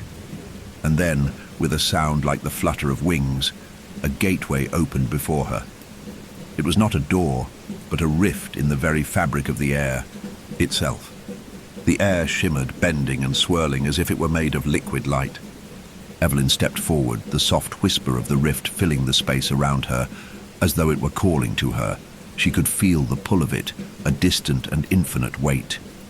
It was not fear she felt, but something far greater, a sense of purpose, of belonging, of destiny. The house, through her, had opened this gate. The house, through her, had become more than just a home. It had become a bridge to everything. She stood at the edge of the rift, staring into the vast expanse beyond. She could see flashes of light, shadows, forms that seemed to move in and out of the rift's edges, shifting like reflections on a pool of water. And then, as though she were being pulled by an invisible hand, she reached forward and stepped through. The moment her foot crossed the threshold, she felt herself change. She wasn't just stepping into another world. She was stepping into a new existence, a new dimension, a new reality. Time seemed to stretch and bend. She could feel the weight of countless lifetimes, of countless souls pressing around her, through her. She could hear them, the voices of those long lost, those forgotten by history but never by the house. She could hear them, feel them, as though they were calling her home. Evelyn's vision blurred and cleared, and she found herself standing on a threshold she couldn't comprehend. She was no longer in the house, but neither was she outside it. She stood in a vast, shimmering void, a place between places, a dimension between worlds. The rift had opened into a new reality, a bridge between her world and countless others. The house had become a vessel, a gateway to the eternal. But Evelyn wasn't afraid. She understood now. The house, the spirits, the endless hunger, it was all part of the same cycle. She was not just its queen, she was its gatekeeper. The house had drawn its power from life and death, from the crossroads where both met. She was its keeper now. She would guide it forward into this new age, one in which the spirits that had once been trapped here could move freely between the worlds, between dimensions, between lives. The house, once a prison, would now serve as a sanctuary, a place where the lost could find their way, a place where the living and the dead could come together and pass through the rift Evelyn had opened. And through this, she understood that the true purpose of the house had never been to trap souls, but to guide them through time, through space, and into eternity. As the rift shimmered before her, Evelyn's heart beat with purpose. The power was hers to command.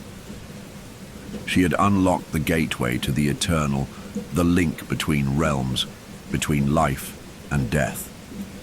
And she was not afraid. She had become the keeper of this doorway, the architect of a new world, a new reality where the hungry darkness of the house could feed on life, on growth, on change. The house was no longer the darkness it once was. It was now a bridge to the vast unknown, to the infinite. And Evelyn, its eternal queen, would be the keeper of that bridge for as long as time allowed. And as she stood at the threshold, looking into the vast unknown, she knew her journey had only just begun. The house had become more than a curse. It had become her legacy. The gates to eternity were open. Evelyn stood at the cusp of a new reality. Before her, the rift shimmered with the infinite light of 1,000 worlds. It was not just an opening, not merely a passage, but a continuum, a bridge between the living and the dead, between time and eternity. The house, the ancient and terrifying mansion that had once claimed her family's soul, had transformed. What had been a place of suffering, fear, and hunger was now a vessel, a portal to realms unknown, to the crossroads where the dead wandered and the living could find their way to new beginnings. The rift pulsed with soft energy, as if breathing. With her, echoing her thoughts, her intentions, she had created this doorway. She had summoned the power of the house and twisted it into something new, something that no longer fed on souls, but liberated them. The spirits of her ancestors, the lost souls that had once been trapped within the dark corners of the house, were now free, able to pass through the rift, to move between worlds, to finally escape the torment that had bound them for so long. And Evelyn, for the first time in her life, was no longer bound to the house either. She had transcended her role as a victim. She had become the architect, the keeper of this new, limitless place. She had become more than the queen of the house. She had become the keeper of the threshold. But even as she felt the power surge through her, she understood something else, something that resonated deeper than any magic she had ever known. She could hear it now, the whisper of a voice, not her own, but one that echoed in the very walls of the house. It was familiar, like an ancient memory, and yet it was distant, full of grief and longing. The voice spoke not with words, but with a presence, as though it had always been there, a silent witness to the history of the house. "Evelyn," the voice whispered again, and this time she knew. It was the voice of the house itself, the house that had once been her prison. She turned, her heart pounding. The familiar hallways, once cold and decayed, now pulsed with life, their walls gleaming, their floors solid beneath her feet. The once creaking wooden doors, long abandoned, now stood open, welcoming her. The house no longer felt oppressive. It no longer felt like a tomb, but like a living, breathing entity that she had freed, not just from its endless hunger, but from its very purpose. For centuries, the house had existed to consume. It had consumed souls, lives, hope. And now, Evelyn had turned it into something that could create new paths, new ways of being, new opportunities for souls lost to time. But this, she realized, was not the end of the house. It would never be finished, not truly. Its purpose was not over. It had a new role to play, one that would take time to fulfill.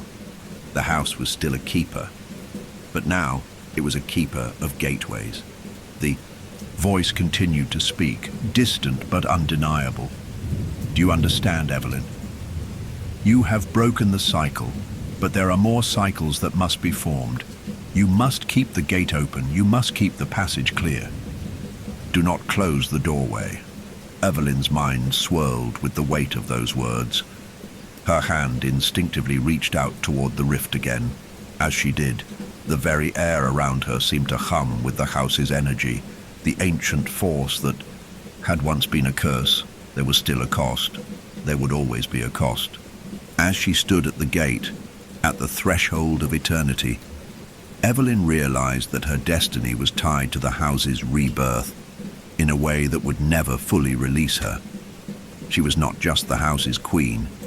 She was its keeper, its eternal guardian. And that was a role she could never leave. She could shape the house's new destiny, guide it into realms of life and rebirth, but she could not sever herself from it. The house was part of her, as she was part of it. And yet, Evelyn no longer saw that as a curse. Instead, she saw it as a responsibility, a sacred duty. The rift was a passage, but it was also a test of balance, of wisdom, of choice. She stepped forward, her feet carrying her toward the heart of the house, toward the very soul of the mansion, and with each step, the house seemed to breathe with her, alive in a way it had never been before. The floors hummed beneath her, the walls shifted and sighed. The house no longer moved with hunger, it moved with purpose. She reached the main hall where the door had once been shut, locked and sealed. Now, the door stood open, wide and welcoming. Beyond it, she could see the rift pulsing, flickering like a star in the distance. The house seemed to breathe with anticipation, and as she stepped closer to the door, a ripple of power surged through her. The house had not yet fully healed, not yet fully embraced its new role. There was still darkness here, remnants of the past that could not be erased in an instant. The hunger still lingered, deep within its walls. But now, it had been tempered. It had been controlled. "You are the key, Evelyn," the voice whispered, its tone now shifting, becoming more urgent. "You must keep the balance. The rift can open, the door can remain open, but the power of the house must not be misused. It must be kept sacred, kept pure." She understood. The house would now become a bridge to other worlds, a vessel for the spirits, for the souls that needed to pass through. She could not allow it to fall back into the hunger that had once driven it. She could not allow the house to slip back into the cycle of death and consumption. Evelyn's mind flickered back to the past, back to the moment when she had first entered the house, when the whispers had first filled her ears, when she had first felt the presence of the house's power. She had been desperate for answers, desperate to escape the shadow of her father's death, desperate to understand the legacy that had been thrust upon her. But now she knew. She understood. The house was not just her past, it was her future. And so Evelyn closed her eyes, her hands reaching out toward the rift. She called on the power of the house, the deep, ancient energy that flowed through her veins. It was a power that had been warped by years of suffering and abuse, but now it would be used for something greater. She guided the power through her hands, through her body, shaping it, bending it into something new. And the house listened. The rift flickered and pulsed, its light shifting from an otherworldly glow to a soft, radiant hue. The house breathed, alive and steady, and the rift stretched wide, a portal to new possibilities, new worlds, and new futures. For the first time, Evelyn felt peace, true peace. She turned and walked back toward the heart of the house. There, standing at the center of the grand hall, she saw the figures of the spirits, her ancestors, their faces now serene, no longer marked by sorrow. They had found their rest, and now they were free. Their paths had been cleared, and the house, its purpose changed forever, had become a sanctuary for all souls. Evelyn, once trapped by the house's hunger, had transformed it into something new, something sacred. She was its eternal keeper, yes, but she was also its salvation. And as she stood, watching the spirits drift through the open door into the light of eternity, Evelyn knew the house would never again be a place of darkness. It had been reborn, not as a curse, but as a bridge to something greater, a gateway to a new world where the cycle of hunger had ended and the promise of peace, rebirth, and freedom had begun. The door would remain open, and the house, her house, would stand eternal. Evelyn stood at the heart of the house, her gaze fixed upon the vast doorway that now stood open, revealing the rift that connected realms. The golden light spilling from it illuminated the walls, casting long shadows that danced and flickered, like the last remnants of the house's past, now being swallowed by the light. She had done it. The house was no longer a vessel of suffering. It had become a conduit for the lost, the forgotten, the souls that needed to cross from one world to the next. The house was both a sanctuary and a passageway, one that no longer hungered for death, but fed on the possibility of new life, new beginnings. The soft whispers that had once filled the hallways with dread had been replaced by a steady hum of energy, the pulse of something far greater than the house had ever been. It was the sound of life, of change, of hope. The house no longer groaned with the weight of the centuries, but breathed with the promise of the future. There was no longer a heavy weight upon her chest, no longer a gnawing feeling that something was wrong.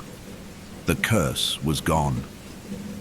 And yet, Evelyn could not help but feel a strange sense of finality, a bittersweet recognition that the journey she had begun, both into the depths of the house and into herself, was now complete. The spirits of her ancestors, the ones who had walked this place before her, now walked in peace. Their forms, once dark and twisted, now shone with an ethereal light. She could see them in the corners of her vision, smiling softly, their eyes full of gratitude and release. They had been the ones trapped for so long, but now they were free, and the house that had once been their prison had become their bridge to eternity. But even as the weight of that realization settled into her soul, Evelyn knew that the house, her house, was not simply a place of release for the dead. It had become something more.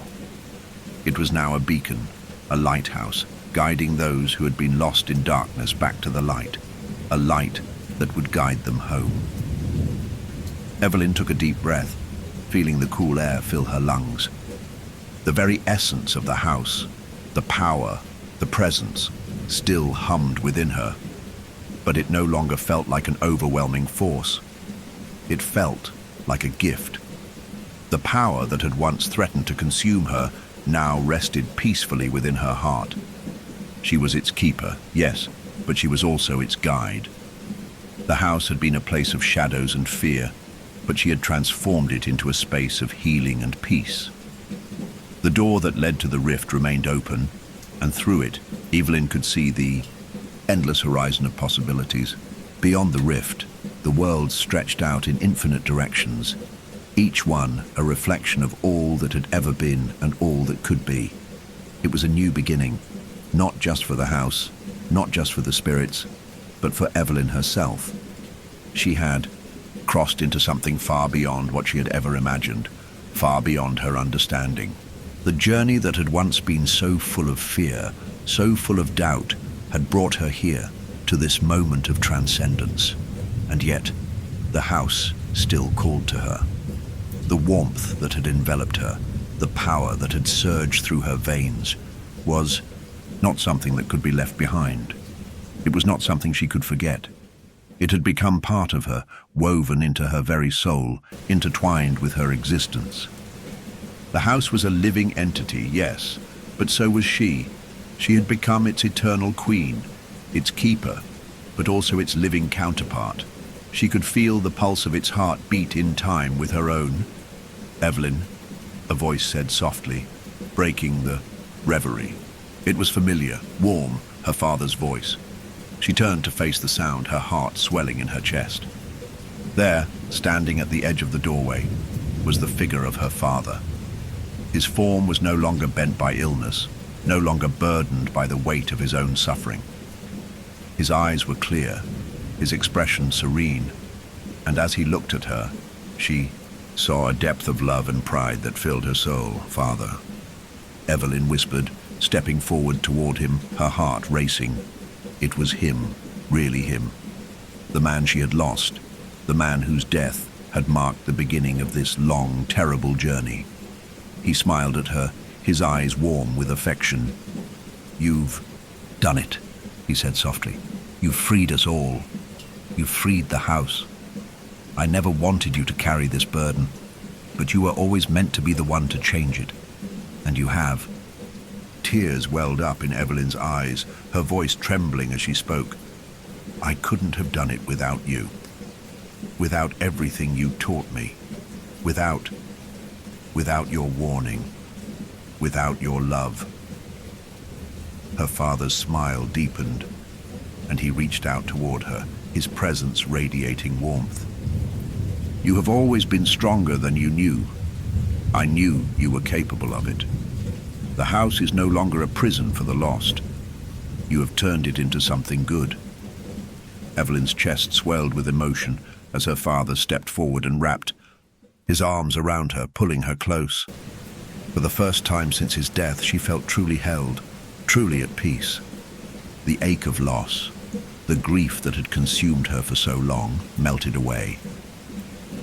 As she pulled back, looking into his eyes, she realized that she had not only freed him, but also herself. She had been carrying the weight of her father's death, of the curse of the house for so long. But now it was over. The pain was gone. The shadows had lifted. "You have always been my greatest gift, Evelyn," her father whispered. "Now, you are the house's gift. You've made it something more than I ever could have imagined." Evelyn nodded, her heart brimming with both sorrow and joy. "I will take care of it. I will guide it. I will open the doors to the lost, to the broken, and show them the way. I will keep the balance.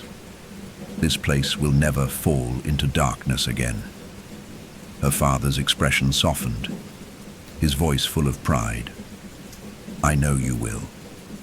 And when your time comes, you will pass on this responsibility, and the house will be what it was meant to be, more than a place of death, but a place of hope, of peace." Evelyn stood with him for a long moment, not speaking. but feeling the weight of the future settle on her shoulders. The house was hers to guide, and with the wisdom of her father and the power of the house itself flowing through her, she knew that it would never fall into the shadows again. The rift shimmered behind her, beckoning, and she knew that it was her time to stand guard over the threshold, to allow the spirits to pass through, to guide the living and the lost, to open the gates to the eternity that lay beyond. The house had become more than just a home.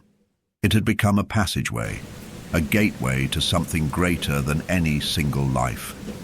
And Evelyn would stand watch, as queen, as guardian, as keeper.